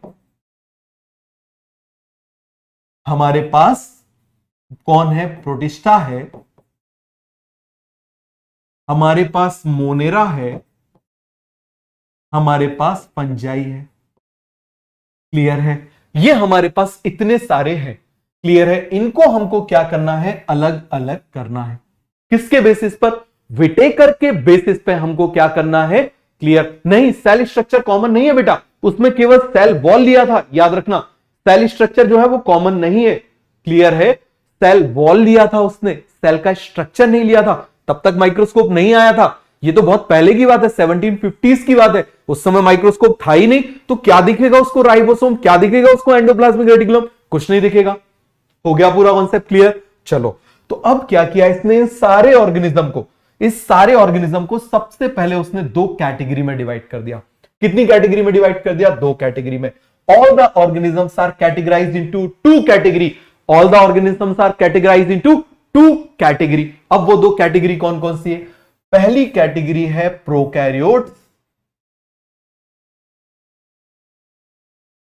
और दूसरी कैटेगरी है यूकैरियोट्स। इसके बारे में आप सेल में पढ़ोगे। प्रोकैरियोट्स वो होते हैं बेटा, बिल्कुल बेसिक बता देता हूं, जिसके अंदर न्यूक्लियस नहीं होता। यूकैरियोट्स वो होते हैं जिसके अंदर न्यूक्लियस होता है। प्रोकैरियोट्स वो होते हैं जिसके अंदर न्यूक्लियस नहीं होता। यूकैरियोट्स वो होते हैं जिसके अंदर न्यूक्लियस होता है। क्लियर हो गया? तो इसने क्या किया? इनमें से देखा ये उसने देखा कि इसमें से किस किस में न्यूक्लियस है, तो यहां पर हम बोल देते हैं प्रोकैरियोट्स। प्रोकैरियोट्स का मतलब क्या हो जाएगा? प्रोकैरियोट्स के अंदर क्या होता है आप मुझे बताओ जरा? न्यूक्लियस। आपने नाम तो सुना होगा, न्यूक्लियस एब्सेंट होता है। क्या होता है हम सेल में डिटेल में पढ़ेंगे, इस चैप्टर के बाद सेल ही उठाएंगे हम लोग। क्लियर है? यूकैरियोट्स में क्या होते हैं? न्यूक्लियस प्रेजेंट है। और आप मुझे बताओ, न्यूक्लियस सेल का स्ट्रक्चर है ना, अंदर दिखता है। तो हो गया, देखो सेल स्ट्रक्चर फर्स्ट बेसिस हो गया कि नहीं हो गया? तो चलो इसके बेसिस पे उसने क्या किया? ऑर्गेनिजम्स को कैटेगराइज कर दिया। तो जब कैटेगराइज किया तो इसके साथ में कौन कौन आया? देखो इसमें उसने किसको डाल दिया? All prokaryotes. All prokaryotes, all prokaryotes, फिर से समझना जरा। ऑल प्रोकैरियोट्स आर कैटेगराइज्ड और प्लेस्ड अंडर किंगडम मोनेरा। कौन से किंगडम में डाल दिया? किंगडम मोनेरा में। तो मुझे जल्दी से बताओ, यदि कोई भी प्रोकैरियोट है तो वो कौन से किंगडम में मिलेगा विटेकर के अकॉर्डिंग? फटाफट बताओ। यदि वो प्रोकैरियोट है, यदि उसके अंदर न्यूक्लियस नहीं है, तो विटेकर के अकॉर्डिंग कौन से किंगडम में मिलेगा? मोनेरा में। तो मुझे बताओ मोनेरा के अंदर किसको इंक्लूड किया गया है? All the prokaryotes. All the prokaryotes. Clear हो गया? किसको इंक्लूड किया गया है? All the prokaryotes. हो गया पूरा क्लियर? अब कौन कौन से बच गए यूकैरियोट्स में? बाकी सब आ गए। प्लांट्स, एनिमल्स, प्रोटिस्टा, फंजाई, बाकी सब बच गए। हम अलग करते जा रहे हैं। समझ में आ गया? हमारे पास 5 थे, हमने एक को अलग कर दिया। जैसे हमारी ये मान लो फिंगर्स है, सबसे पहले हमने अंगूठे को अलग कर दिया, यही सबसे अलग है ना, इस तरीके से मूवमेंट करा, हटाओ इसको, अलग कर दिया हमने। सबसे पहले हमने किसको अलग कर दिया? मोनेरा को। इसके अंदर हमने किसको डाल दिया? मुझे बताओ जल्दी से। All the prokaryotes are included in kingdom Monera. किस में डाल दिया? किंगडम मोनेरा में। अब यूकैरियोट्स में बाकी सारे आ गए, यूकैरियोट्स में बाकी सारे आ गए। क्लियर हुआ? अब इनको भी अलग अलग करते हैं। एक एक करके सबको अलग अलग करेंगे, किसी को नहीं छोड़ेंगे। अब क्या किया उसने, देखो जरा यहां पर, उसने यूनिसेल्ड और मल्टीसेल्ड के बेसिस पे क्लासिफाई कर दिया। क्लियर है? तो यूनिसेल का मतलब क्या होगा, एक सेल, और मल्टी सेल का मतलब क्या हो जाएगा, बहुत सारे सेल। मल्टी सेल का मतलब क्या हो जाएगा, बहुत सारे सेल। यूनिसेल का मतलब एक सेल, मल्टी सेल का मतलब क्या हो जाएगा, नहीं बेटा हम लिविंग वर्ड पढ़ रहे हैं। आप बोलोगे यहां पर हम ऐसा क्यों पढ़ रहे हैं, अभी आपको सब समझ में आएगा। ये लिविंग वर्ड हम पढ़ रहे हैं। क्लियर है? चलो आ गया समझ में, पूरा क्लियर हुआ। नेक्स्ट क्लास में हम प्रॉपर्टीज ऑफ लिविंग पढ़ेंगे। क्लियर है? चलो, यूनिसेल मल्टीसेल हो गया, पूरा का पूरा कॉन्सेप्ट क्लियर। अब यूनिसेल के अंदर किसको डाल दिया गया, यूनिसेल, देखो यूनिसेल यूकैरियोट्स के अंदर किसको डाल दिया, ऑल प्रोकैरियोट्स को, सॉरी प्रोटिस्टा, प्रोटिस्टा किसको डाल दिया, प्रोटिस्टा को प्लेस कर दिया। समझ में आ गया? तो आप मुझे बताओ किंगडम प्रोटिस्टा के अंदर हमने किसको डाला हुआ है, सारे के सारे यूनिसेल यूकैरियोट्स को हमने किसके अंदर डाला है, किंगडम प्रोटिस्टा के अंदर। अभी भी हमारे पास कितने बच गए, देखो हम एक एक को हटाते जा रहे हैं। सबसे पहले प्रोकैरियोट्स यूकैरियोट, प्रोकैरियोट्स में हमने भगा दिया किसको, मोनेरा को। फिर आप मुझे बताओ जरा हमारे पास क्या बचे, चार। चार में से हमने क्या किया, देखा कि एक यूनिसेल्ड है, यूनिसेल जितने भी यूनिसेल यूकैरियोट्स हैं सबको किसमें डाल दिया, प्रोटिस्टा में।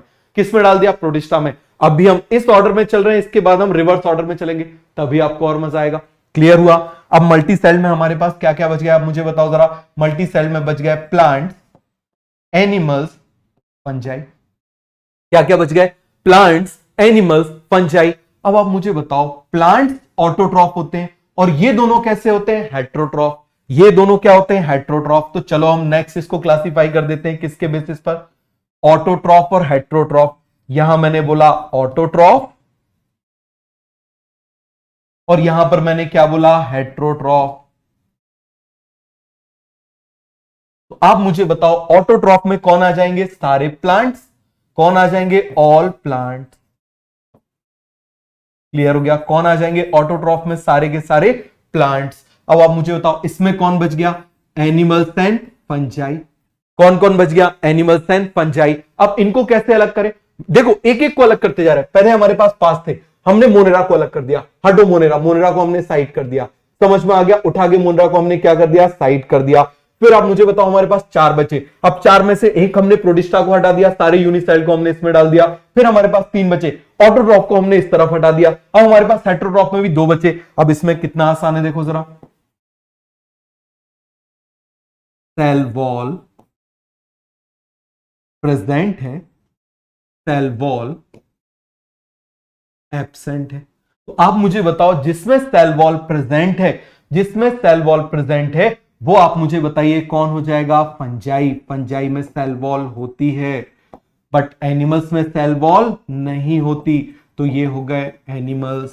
क्या हो गए आप मुझे बताओ, एनिमल्स। तो पूरा कॉन्सेप्ट क्लियर हुआ, पूरा कॉन्सेप्ट क्लियर हुआ। बताओ हमारे पास पांच थे, सबसे पहले हमने किसको हटाया, सबसे पहले हमने किसको हटा दिया, सारे के सारे प्रोकैरियोट्स को। किस में डाल दिया, किंगडम मोनेरा में। किस में डाल दिया, किंगडम मोनेरा में। क्लियर हुआ? चलो हम नेक्स्ट पेज में देखते हैं और आपको अच्छे से समझ में आएगा। तो आप मुझे बताओ सबसे पहले हमने क्या किया, हमने कैटेगराइज किया, मोनेरा को अलग किया। क्लियर है? किसको अलग किया, मोनेरा को अलग किया। समझ में आ गया? मोनेरा में हमने क्या डाल दिया, ऑल प्रोकैरियोट्स। क्या डाल दिया हमने, ऑल प्रोकैरियोट्स। आ गया समझ में? क्या डाल दिए, ऑल प्रोकैरियोट्स। अब आप मुझे बताओ जरा हमारे पास कौन कौन से बचे यहां पर, जल्दी से बताओ। प्लांट बचा, एनिमल बचा, प्रोटिस्टा बचा, फंजाई बची। क्लियर हो गया? इतना बचा कि नहीं बचा, प्रोकैरियोट्स को हमने इस तरीके से अलग कर दिया। क्लियर है? ये सभी क्या है आप मुझे बताओ, दे आर यूकैरियोट्स। इन चारों में कॉमन क्या हो जाएगा, दे आर यूकैरियोट्स। अब इस चार में से हमने क्या किया, किसको अलग कर दिया, यूनिसेल्ड और मल्टीसेल्ड। तो आप मुझे बताओ यूनिसेल्ड के अंदर हमने किसको डाला, प्रोटिस्टा। तो आप मुझे बताओ प्रोटिस्टा के अंदर कौन आएगा, ऑल यूनिसेल्ड यूकैरियोट्स। क्लियर हुआ? पूरा कॉन्सेप्ट क्लियर हो गया कि नहीं हो गया, कॉन्सेप्ट क्लियर हो गया? हाँ बेटा प्रोकैरियोट्स लिखा हुआ है, ये क्या लिखा हुआ है? प्रोकैरियोट्स। कोई डाउट है क्या? नहीं नहीं। थैलस ऑर्गेनाइजेशन कहां यूज होता है? जब हम प्लांट किंगडम पढ़ेंगे ना, प्लांट किंगडम में आपको पता चलेगा। समझ में आया? पूरा कॉन्सेप्ट क्लियर हो गया? किसी को कोई डाउट है? चलो अब हम बात कर रहे हैं, हमने इसको प्रोटिस्टा में कर दिया, क्लियर है। अब आप मुझे बताओ हमारे पास क्या क्या बच गए? प्लांट्स बच गए, एनिमल्स बच गए, और हमारे पास क्या बच गए? फंजाई बच गए। हमने क्या किया? ऑटोट्रॉफ और हेट्रोट्रॉफ को कर दिया।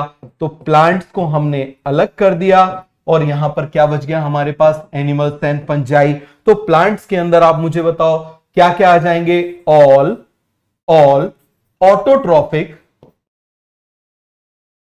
ऑटोट्रॉफिक ऑर्गेनिज्म आ जाएंगे कि नहीं आ जाएंगे? जल्दी से आप मुझे बताओ क्या आ जाएंगे? ऑटोट्रॉफिक ऑर्गेनिज्म आ जाएंगे। पूरा कॉन्सेप्ट क्लियर हो गया कि नहीं हो गया?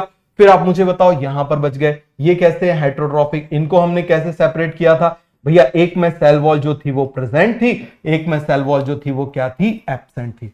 हो गया पूरा का पूरा कॉन्सेप्ट क्लियर? देखो थैलस क्या होता है, आपने देखा होगा प्लांट में, देखा होगा जैसे लीफ है, स्टेम है, रूट है, अलग अलग होता है ना।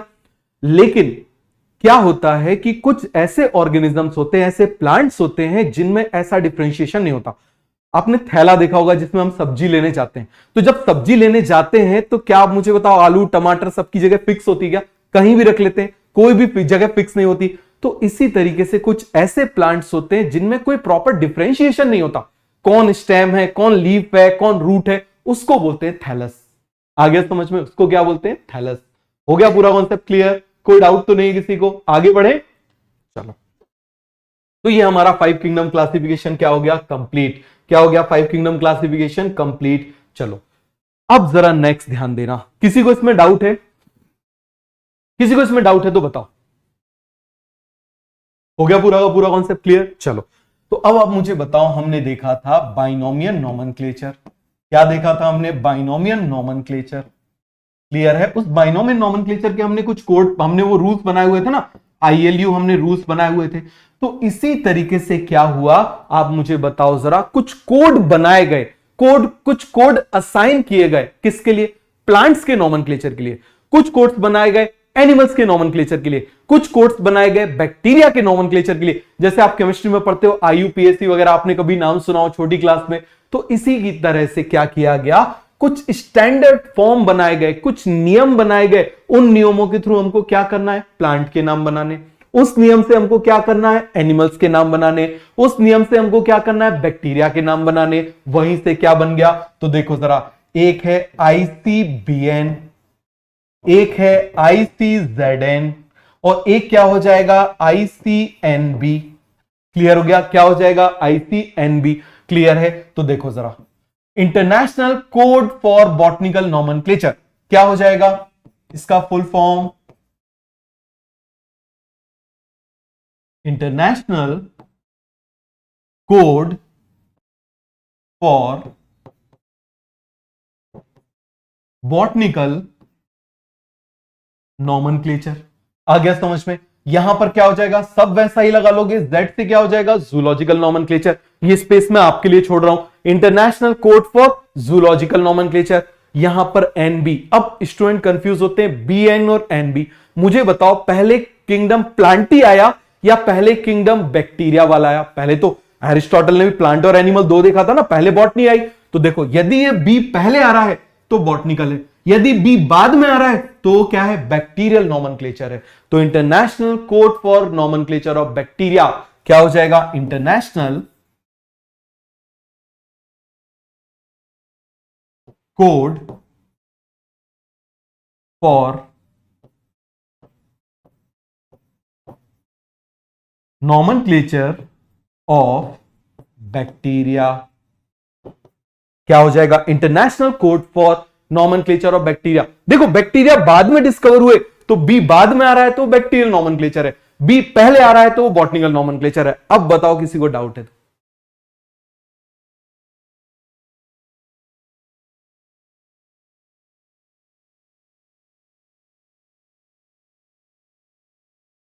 हो गया पूरा क्लियर? Very good. किसी को डाउट है? बैक्टीरिया, एनिमल्स सभी को क्लियर हो गया? आईसीबीएन तो इसी तरीके से नॉमेनक्लेचर के कुछ कोड्स बनाए गए। क्लियर हो गया? किसी को डाउट तो नहीं है? हो गया पूरा का पूरा कॉन्सेप्ट क्लियर? आगे बढ़े, चलो।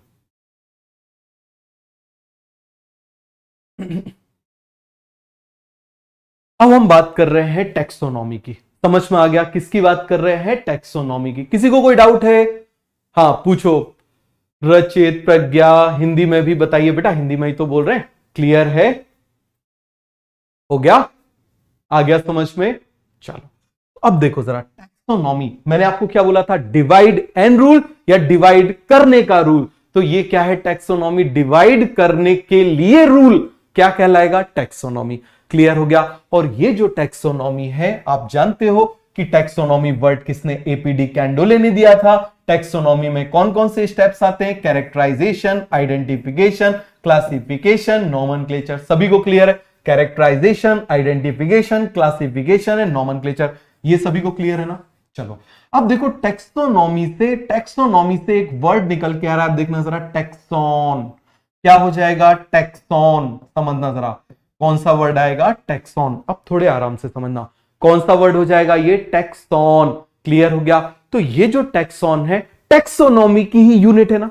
और टैक्सॉन का मतलब क्या होता था? अरेंजमेंट। तो अरेंजमेंट टैक्सोनॉमी को स्टडी करने के लिए यूनिट क्या हो जाएगी? टैक्सॉन। क्या हो जाएगी? टैक्सॉन। जैसे आप मुझे बताओ, लेंथ को मेजर करने के लिए आप मीटर लेते हो, वेट को मेजर करने के लिए किलोग्राम लेते हो, तो इसी तरीके से टैक्सोनॉमी को स्टडी करने के लिए हम क्या लेंगे? टैक्सॉन। तो टैक्सॉन क्या हो जाएगा? Unit of classification. क्या हो जाएगा? जल्दी से आप मुझे बताओ। It is a unit of classification. Clear हो गया? तो ये टैक्सॉन क्या हो जाएगा? It is a unit of classification. क्या हो जाएगा? आप मुझे बताओ जरा जल्दी से बेटा। Unit of classification. अब एक वर्ड है कैटेगरी। बच्चे बहुत कंफ्यूज होते हैं टैक्सॉन में और कैटेगरी में। क्लियर हुआ? तो अभी हम देखते हैं, जरा ध्यान से देखो। तो सभी को यह समझ में आ गया? जल्दी से आप मुझे बताओ, टैक्सॉन क्या हो जाएगा? Unit of classification. क्या है टैक्सॉन? अभी मैं आपको बताता हूं। पहले आप समझिए, इस टैक्सोनॉमी की स्टडी करने के लिए 7 कैटेगरीज हैं। कितनी कैटेगरीज है? 7 कैटेगरीज हैं। 7 कैटेगरीज का मतलब क्या होता है? 7 कैटेगरी, जैसे आप इस तरीके से समझना, 6th, 7th, 8th, 9th, 10th, 11th, 12th, जैसे क्लासेस होती है ना, these classes are called categories. ये क्लासेस क्या हो जाएंगी? कैटेगरीज। समझ में आया? देखो जरा, जैसे मान लो यहां पर मैंने बनाया, आप समझना, ये मान लो स्कूल है, यहां पर मैंने बोला मान लो ये 6th क्लास है। ये क्या है? 6th क्लास है। ये कौन सी क्लास हो गई? मान लो ये हो गई 7th क्लास। क्लियर हो गया? ये मान लो हो गई 8th क्लास। क्लियर हो गया? ये मान लो क्या हो गई? 9th class. क्या हो गई? आप मुझे बताइए जरा। 9th class. और ये क्या हो गई? 10th class. आ गया समझ में? तो ये जो क्लास है ना बेटा, ये जो क्लास है, दिस क्लास, इस क्लास को हम बोलते हैं कैटेगरी। क्या बोलेंगे हम इसको? कैटेगरी। समझ में आ गया? क्या बोलेंगे बेटा? कैटेगरी। पूरा कॉन्सेप्ट क्लियर हुआ? कैटेगरी, कैटेगरी, ये सभी क्या है? कैटेगरी। जैसे आप मुझे बताओ, 6th क्लास में 6th क्लास के बच्चे मिलेंगे जिनने 5th का एग्जाम दे दिया है। 7th क्लास में ऐसे बच्चे मिलेंगे जिनने 6th का एग्जाम दे दिया है। तो ये सभी क्या है? कैटेगरी। ये सभी क्या है? आप मुझे बताओ। कैटेगरी। अब देखना जरा, इसके अंदर 6th क्लास के अंदर मान लो यहां पर ये बच्चे हैं, तो ये जो 6th क्लास के अंदर बच्चे हैं ना, ये कहलाएंगे टैक्सॉन। ये क्या कहलाएंगे? जल्दी से आप मुझे बताओ। टैक्सॉन। क्लियर हो गया? ये बच्चे क्या कहलाएंगे? आप मुझे बताओ जरा। टैक्सॉन। हो गया पूरा का पूरा क्लियर? कोई डाउट है? मुझे बताओ। 6th class, 7th class, 8th class, 9th class, 10th class. तो आप मुझे बताओ, जो ये क्लासेस है ना, दिस क्लासेस ये क्या रिप्रेजेंट कर रही है? कैटेगरीज। क्या रिप्रेजेंट कर रहे हैं? कैटेगरीज। और इनके अंदर जो बच्चे हैं, जैसे 6th क्लास के अंदर जो बच्चे हैं, वो सभी बच्चे क्या होंगे? टैक्सॉन। एक एक बच्चा क्या होगा? टैक्सॉन। जो भी है, राहुल, मेहुल, श्याम, जो भी है, समझ में आ गया? वो क्या कहलाएगा? टैक्सॉन। आप इस तरीके से समझो और अच्छे से समझो। जैसे मान लो यहां पर मैंने बनाया C for category, C for cup. मान लो ये मैंने एक कप बनाया। समझ में आ गया? क्या बना दिया मैंने? ये कप बना दिया। क्लियर हो गया? तो ये क्या है? कप। ये क्या है? कप। और इस कप के अंदर मैंने क्या किया? बहुत सारी अलग अलग कलर्स की मैंने क्या डाल दी, बॉल्स डाल दी। मैंने क्या डाल दी इसके अंदर, अलग अलग कलर्स की बॉल्स डाल दी। ये देखो मैंने अलग अलग कलर्स की बॉल डाल दी। क्लियर हुआ कि नहीं हुआ? तो ध्यान देना जरा, ये जो बॉल्स है ना, अलग अलग कलर्स की ये जो बॉल है ना, ये बॉल क्या होंगी, दे आर टैक्सॉन। ये क्या हो जाएंगी, टैक्सॉन। और ये जो कप है, ये कप क्या हो जाएगा, आप मुझे बताइए जरा। This cup is category. तो आप मुझे बताओ जरा, कैटेगरी आप मुझे जल्दी से बताओ, कैटेगरी बड़ा है या कैटेगरी छोटा है? कैटेगरी बड़ा है। क्लियर हो गया? कैटेगरी क्या है, बड़ा है। और आप मुझे बताओ ये जो टैक्सॉन है ये कैसा है, छोटा छोटा है। तो इसी तरीके से तो आप मुझे बताओ, टैक्सॉन और कैटेगरी में आपको डिफरेंस क्लियर हो गया कि नहीं हो गया? हो गया पूरा का पूरा कॉन्सेप्ट क्लियर? हो गया क्लियर? कोई डाउट है? कोई डाउट है तो पूछो। हाँ, पूरा कॉन्सेप्ट क्लियर हो गया? किसी को कोई डाउट तो नहीं है? आगे बढ़े, चल। अब देखो, टैक्सोनॉमी की स्टडी करने के लिए समझना जरा, पहले आपको कैटेगरी और टैक्सॉन में डिफरेंस समझ में आ गया, फिर मैं आपको दोनों में और डिफरेंस बताऊंगा। पहले आप समझना, अब कुछ 7 कैटेगरीज हैं। 7 कैटेगरीज में हम टैक्सोनॉमी की स्टडी करते हैं। कितनी कैटेगरी में करते हैं? जैसे आप पढ़ाई करते हो तो first class, second class, third class, fourth, fifth, six, seventh, 8, 9, 10, 11, 12 आप पढ़ते हो ना इस तरीके से। तो इसी तरीके से जब हम टैक्सोनॉमी की स्टडी करते हैं तो हम 7 कैटेगरीज में स्टडी करते हैं। किस में स्टडी करते हैं? 7 कैटेगरीज में स्टडी करते हैं। अब वो 7 कैटेगरीज कौन कौन सी है, आप जरा ध्यान से समझना। वो कैटेगरीज हैं,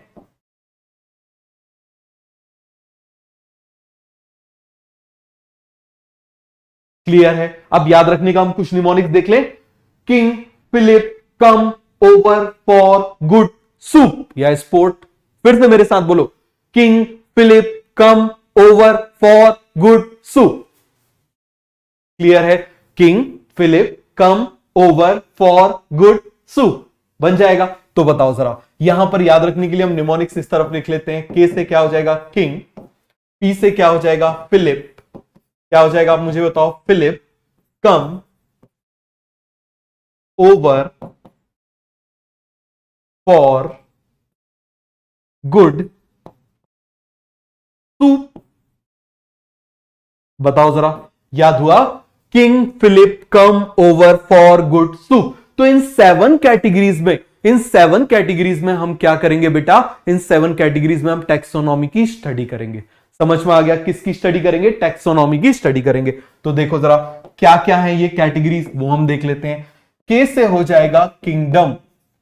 क्या हो जाएगा आप मुझे जल्दी से बताओ, किंगडम। तो ये कैटेगरीज है, दे ऑल आर कैटेगरीज। क्या हो जाएंगी? कैटेगरीज। जैसे आप पढ़ाई अलग अलग स्टैंडर्ड में करते हो, उसी तरीके से आप मुझे बताओ जरा, हम टैक्सोनॉमी की स्टडी अलग अलग कैटेगरी में करेंगे। क्लियर हो गया? तो बताओ जरा वो कैटेगरी क्या हो जाएगी, किंगडम। पी से क्या हो जाएगी, फाइलम।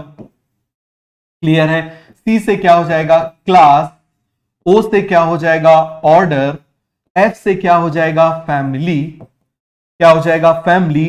जी से क्या हो जाएगा, जीनस। एस से क्या हो जाएगा, स्पीसीज। क्या हो जाएगा आप मुझे बताओ, स्पीसीज। तो ये अलग अलग अलग अलग क्या है, कैटेगरीज है, जिन कैटेगरीज में हम क्या करेंगे, स्टडी करेंगे। समझ में आ गया? क्या करेंगे हम, स्टडी करेंगे। तो ये पूरा कॉन्सेप्ट क्लियर हुआ? फटाफट आप मुझे बताओ, king, Philip, come, over, for, टू गया। हाँ, जो आपको याद रखना है। क्लियर हो गया? समझ में आया कि नहीं? जल्दी से बताओ, king, Philip, come, over, for, good, soup. Kingdom, phylum, class, order, family, genus, species. और यदि हम प्लांट्स का पढ़ रहे हैं तो फाइलम की जगह आ जाता है डिवीजन। हम कौन सा वर्ड यूज करते हैं, डिवीजन।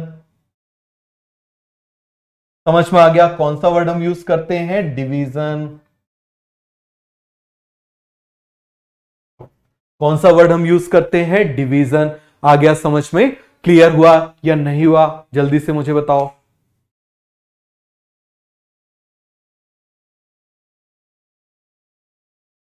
हो गया क्लियर? आगे बढ़े।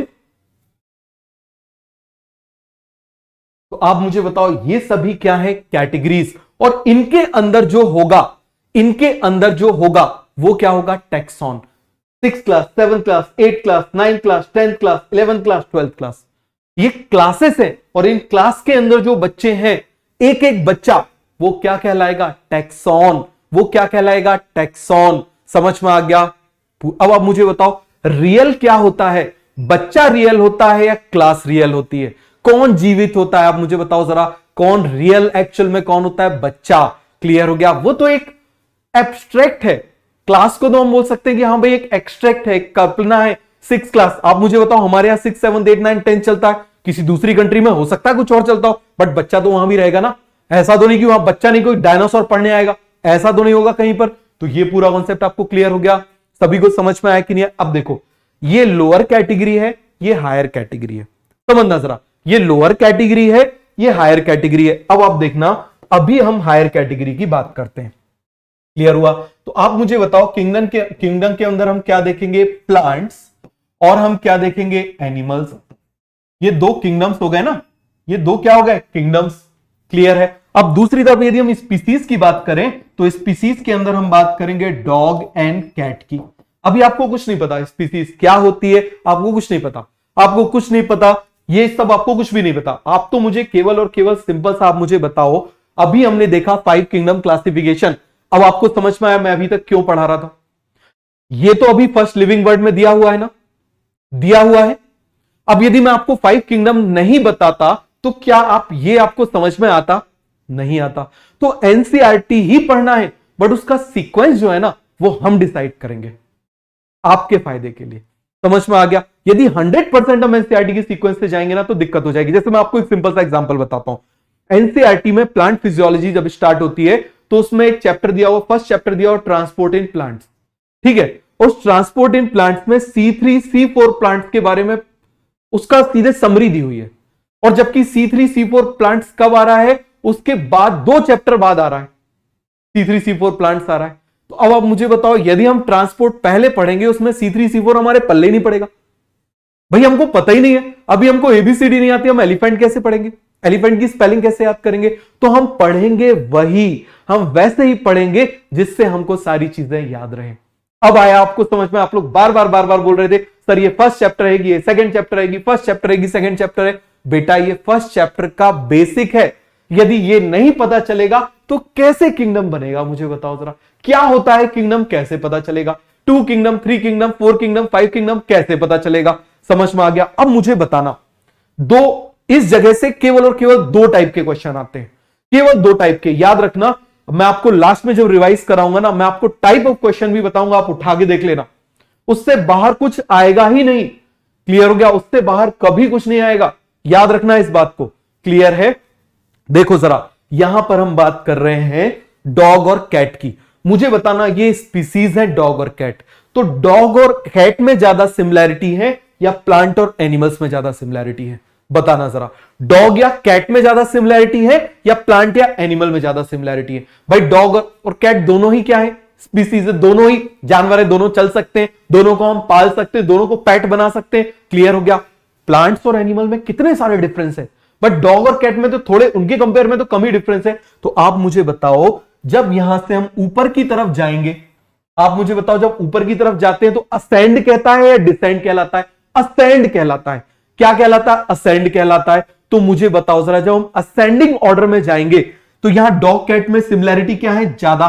प्लांट एनिमल में सिमिलैरिटी क्या है? कम। तो मुझे बताना जरा, यहां पर मैंने बोला डॉग और कैट में क्या है? मोर सिमिलैरिटी। मोर क्या है? सिमिलैरिटीज। यहां पर आप मुझे बताओ क्या है? Less similarities.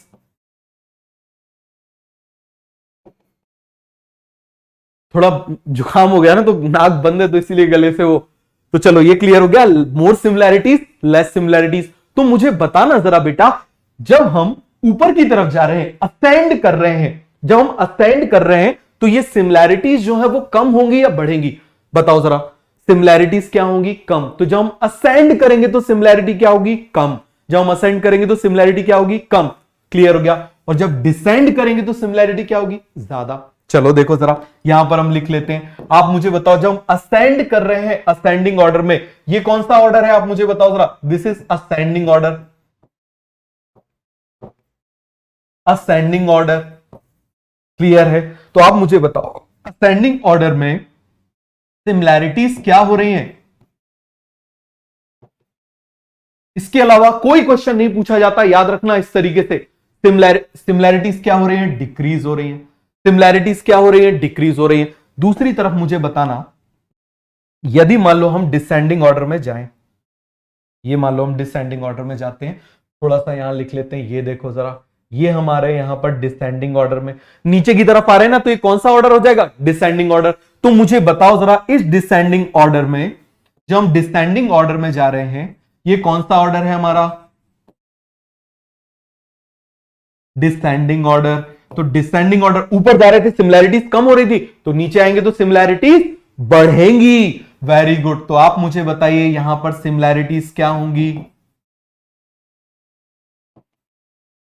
Similarities will increase. Similarities will increase. आ गया समझ में? सिमिलैरिटीज क्या हो जाएंगी? इंक्रीज हो जाएंगी। क्लियर हो गया? कोई डाउट है किसी को? चलो हम आगे देखते हैं। तो ये क्लियर हो गया? तो सभी को ये कॉन्सेप्ट क्लियर हुआ कि नहीं हुआ? चलो हम एक और चीज से देख लेते हैं। अब देखो जरा, हम जरा ट्रायंगल बना के देख लेते हैं। भाई किंग है ना, तो किंग को सबसे ऊपर रखते हैं, ऊपर बिठालते हैं, यहां पर किंगडम को ऊपर रख देते हैं। बताओ जरा, यहां पर लिख देते हैं किंगडम, फिर क्या हो जाएगा? फाइलम, फिर क्या हो जाएगा? क्लास, फिर क्या हो जाएगा? ऑर्डर, फिर क्या हो जाएगा? फैमिली, फिर क्या हो जाएगा? जीनस, फिर क्या हो जाएगा? स्पीसीज। सभी को याद है? क्लियर हो गया? तो हमने इसको ऐसा लिखा है, इससे आपको याद रहेगा ना, हम असेंड कर रहे हैं। देखो जरा, आपको याद रहेगा ना हम क्या कर रहे हैं? यहां से ऊपर की तरफ जा रहे हैं, तो आप मुझे बताओ हम क्या कर रहे हैं? असेंड कर रहे हैं। यहां से यहां तरफ हम आ रहे हैं, तो क्या कर रहे हैं? डिसेंड कर रहे हैं। याद रहेगा? जल्दी से आप मुझे बताओ, तो ये कौन सा ऑर्डर हो जाएगा? यहां पर इसको हम बोलेंगे असेंडिंग। बताओ जरा, इसको हम कौन सा बोल देंगे? डिसेंडिंग। कौन सा ऑर्डर बोल देंगे? Descending order. पूरा क्लियर हुआ? चलो जरा फिर से हम देखते हैं। देखो जरा, ध्यान से देखना।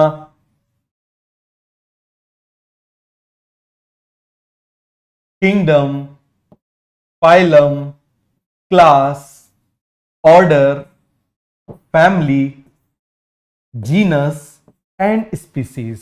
क्लियर हो गया? ये सभी क्या है? They all are taxonomic category. ये सभी क्या है? आप मुझे बताओ जरा। They all are categories. ये सभी की सभी क्या है? कैटेगरीज। समझ में आ गया? ये क्या है? कैटेगरीज। और स्पीसीज के अंदर जैसे डॉग, कैट, लॉयन, टाइगर, ये सभी क्या है? स्पीसीज है। तो आप मुझे बताओ, स्पीसीज के अंदर हमने किस किस को, जिस जिसको डाल दिया वो सभी क्या कहलाएगा? टैक्सॉन। ये 6 क्लास है, इस 6 क्लास में जो जो है वो क्या कहलाएगा? टैक्सॉन। क्लियर हो गया? तो इसके अंदर जो भी होगा, आप मुझे बताओ। जैसे हमने बोला, मान लो स्पीसीज के अंदर कौन कौन है? मान लो हमने बोला डॉग स्पीसीज है, मान लो हमने बोल दिया कैट, मान लो हमने बोल दिया टाइगर, क्या बोल दिया हमने? टाइगर। मान लो हमने बोल दिया लॉयन। तो मुझे बताओ जरा बेटा, ये जो हमने बनाए हुए हैं ये क्या हो जाएंगे? They are called taxon. ये क्या हो जाएंगे? जल्दी से मुझे बताओ। टैक्सॉन। सभी को क्लियर हो गया? कोई डाउट तो नहीं है? इसके अंदर जो है 6 क्लास, इसके अंदर जो है टैक्सॉन। ये 7th क्लास, इसके अंदर जो है टैक्सॉन। 8th क्लास, इसके अंदर जो है टैक्सॉन। 9th क्लास, इसके अंदर जो है टैक्सॉन। 10th क्लास, इसके अंदर जो है टैक्सॉन। 11th क्लास, जो इसके अंदर है टैक्सॉन, इसके अंदर जो है वो क्या हो जाएगा? टैक्सॉन। तो पूरा कॉन्सेप्ट क्लियर हो गया कि नहीं हो गया? टैक्सॉन। सभी को कॉन्सेप्ट क्लियर हो गया? सभी को कॉन्सेप्ट क्लियर हो गया कि नहीं हो गया? जल्दी से मुझे बताओ। हो गया पूरा का पूरा कॉन्सेप्ट क्लियर? आगे बढ़े। आप मुझे बताओ, जैसे यहां पर हम टैक्सॉन बोल रहे हैं, तो यहां पर टैक्सॉन क्या हो जाएगा? भाई प्लांट्स। और कौन कौन से किंगडम होते थे आप मुझे बताओ? एनिमल्स। और कौन से किंगडम होते थे? प्रोटिस्टा। और से कौन से किंगडम होते थे? फंजाई। और कौन से किंगडम हो जाते थे? मोनेरा। याद है ना? कौन से किंगडम हो जाते थे? मोनेरा। तो ये सभी क्या हो जाएंगे? टैक्सॉन। ये सभी क्या हो जाएंगे? टैक्सॉन। और ये क्या हो जाएगी? कैटेगरी। ये क्या हो जाएगा? टैक्सॉन। ये क्या हो जाएगी? कैटेगरी। तो सभी को क्लियर हो गया? ये रियल है, ये कल्पना है। ये रियल है, ये कल्पना है। आया समझ में? क्लियर हो गया सभी को?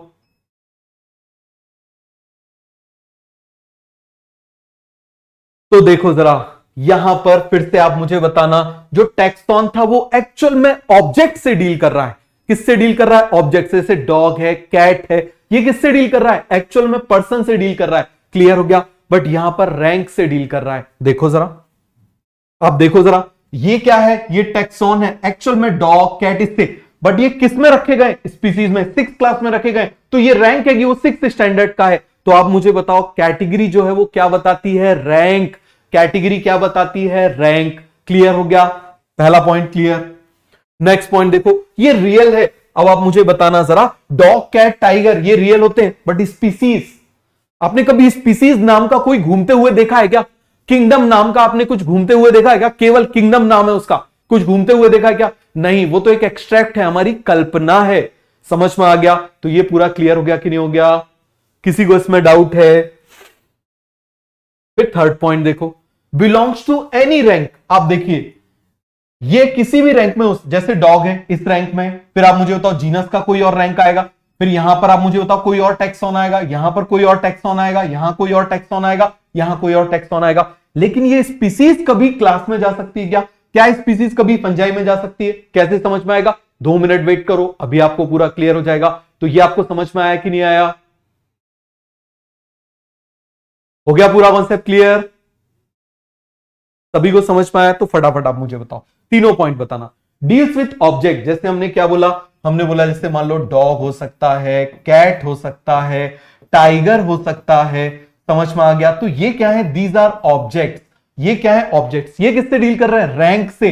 रैंक जैसे kingdom, phylum, class, order, family, genus, species. ये क्या है आप मुझे बताइए, they are ranks.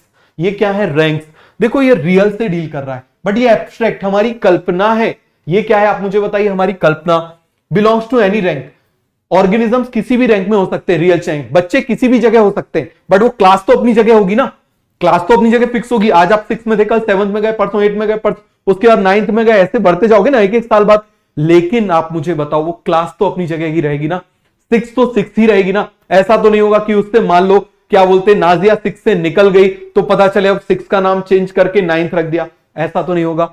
One particular rank अपनी जगह पे फिक्स होगा। जैसे आप इस तरीके से समझो, और आपने देखा होगा, मान लो आर्मी की हम बात करें, लेफ्टिनेंट, कैप्टन, मेजर। समझना जरा, लेफ्टिनेंट, कैप्टन, मेजर, तो ये क्या हो जाएंगी, दे आर कैटेगरीज। बट इसके अंदर बहुत सारे हो सकते हैं। लेफ्टिनेंट कोई भी हो सकता है, विक्रम बत्रा हो सकता है, मनोज पांडे हो सकता है। समझ में आ गया? अभी मूवी आई भी है, आपने देखी होगी, शेरशाह। तो कोई भी हो सकता है, उसके अंदर आपने देखा कितने सारे उसमें कैप्टन्स थे। तो वो क्या हो जाएंगे, they are taxon. They are taxon. आया समझ में? तो कैटेगरी और टैक्सॉन क्लियर हुआ या नहीं हुआ? क्लियर हो गया? जल्दी से मुझे बताओ, कैटेगरी और टैक्सॉन क्लियर हो गया कि नहीं हो गया? क्योंकि बहुत ज्यादा बच्चों को दिक्कत आती है। कैटेगरी, टैक्सॉन क्लियर हुआ या नहीं हुआ? कल हम एक एक कैटेगरी के बारे में पढ़ेंगे, एक एक कैटेगरी के बारे में पढ़ेंगे। जो कैटेगरीज हमने देखी ना, अभी हमने कैटेगरीज देखी है, एक एक कैटेगरी के बारे में हम पढ़ेंगे। क्लियर हो गया? और मैंने आपसे क्या बोला, हर चीज यदि आपकी क्रिस्टल क्लियर होगी ना, तभी आपको लंबे टाइम तक याद रहेगी। कोई भी चीज आपको रटना नहीं है। क्लियर हो गया? इसीलिए बेटा कोशिश करो। देखो यहां पर आप लोग इस चीज को कोशिश करो, आप कोई भी कमेंट करते रहो, उससे हम पे क्या फर्क पड़ेगा? कोई फर्क नहीं पड़ना। बात समझ में आ रहा है? लेकिन यदि आप पढ़ने के लिए कोशिश करोगे तो फर्क आपकी लाइफ पे पड़ेगा। देखो इस प्लेटफॉर्म पे मैं जाऊंगा, कोई और पढ़ाएगा, कोई और आएगा, कोई और पढ़ाएगा, लेकिन आपके लिए जो टाइम है ना, ये दोबारा लौट के नहीं आएगा। याद रखना, हर चीज जो जाएगी, what goes around comes around, एक बार जाएगी दूसरी बार घूम के आएगी, लेकिन ये टाइम नहीं आएगा। तो इसीलिए इस टाइम को कोशिश करो, इस टाइम को फ्रूटफुल बनाओ, जिससे आपका फायदा हो। स्टूडेंट्स, तो बहुत स्टूडेंट्स आप मुझे बताइए, हर साल स्टूडेंट्स आएंगे, हर साल स्टूडेंट्स जाएंगे, हर साल टीचर्स आएंगे, हर साल टीचर्स जाएंगे, लेकिन ये टाइम केवल और केवल आपको जो मिला है ये दोबारा नहीं आएगा। आया समझ में? चलो तो इसके बाद का हम कल पढ़ेंगे। Thank you.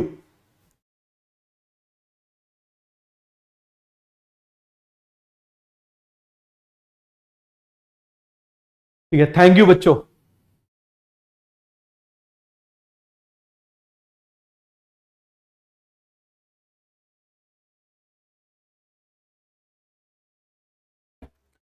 भारत भैया रोक देना।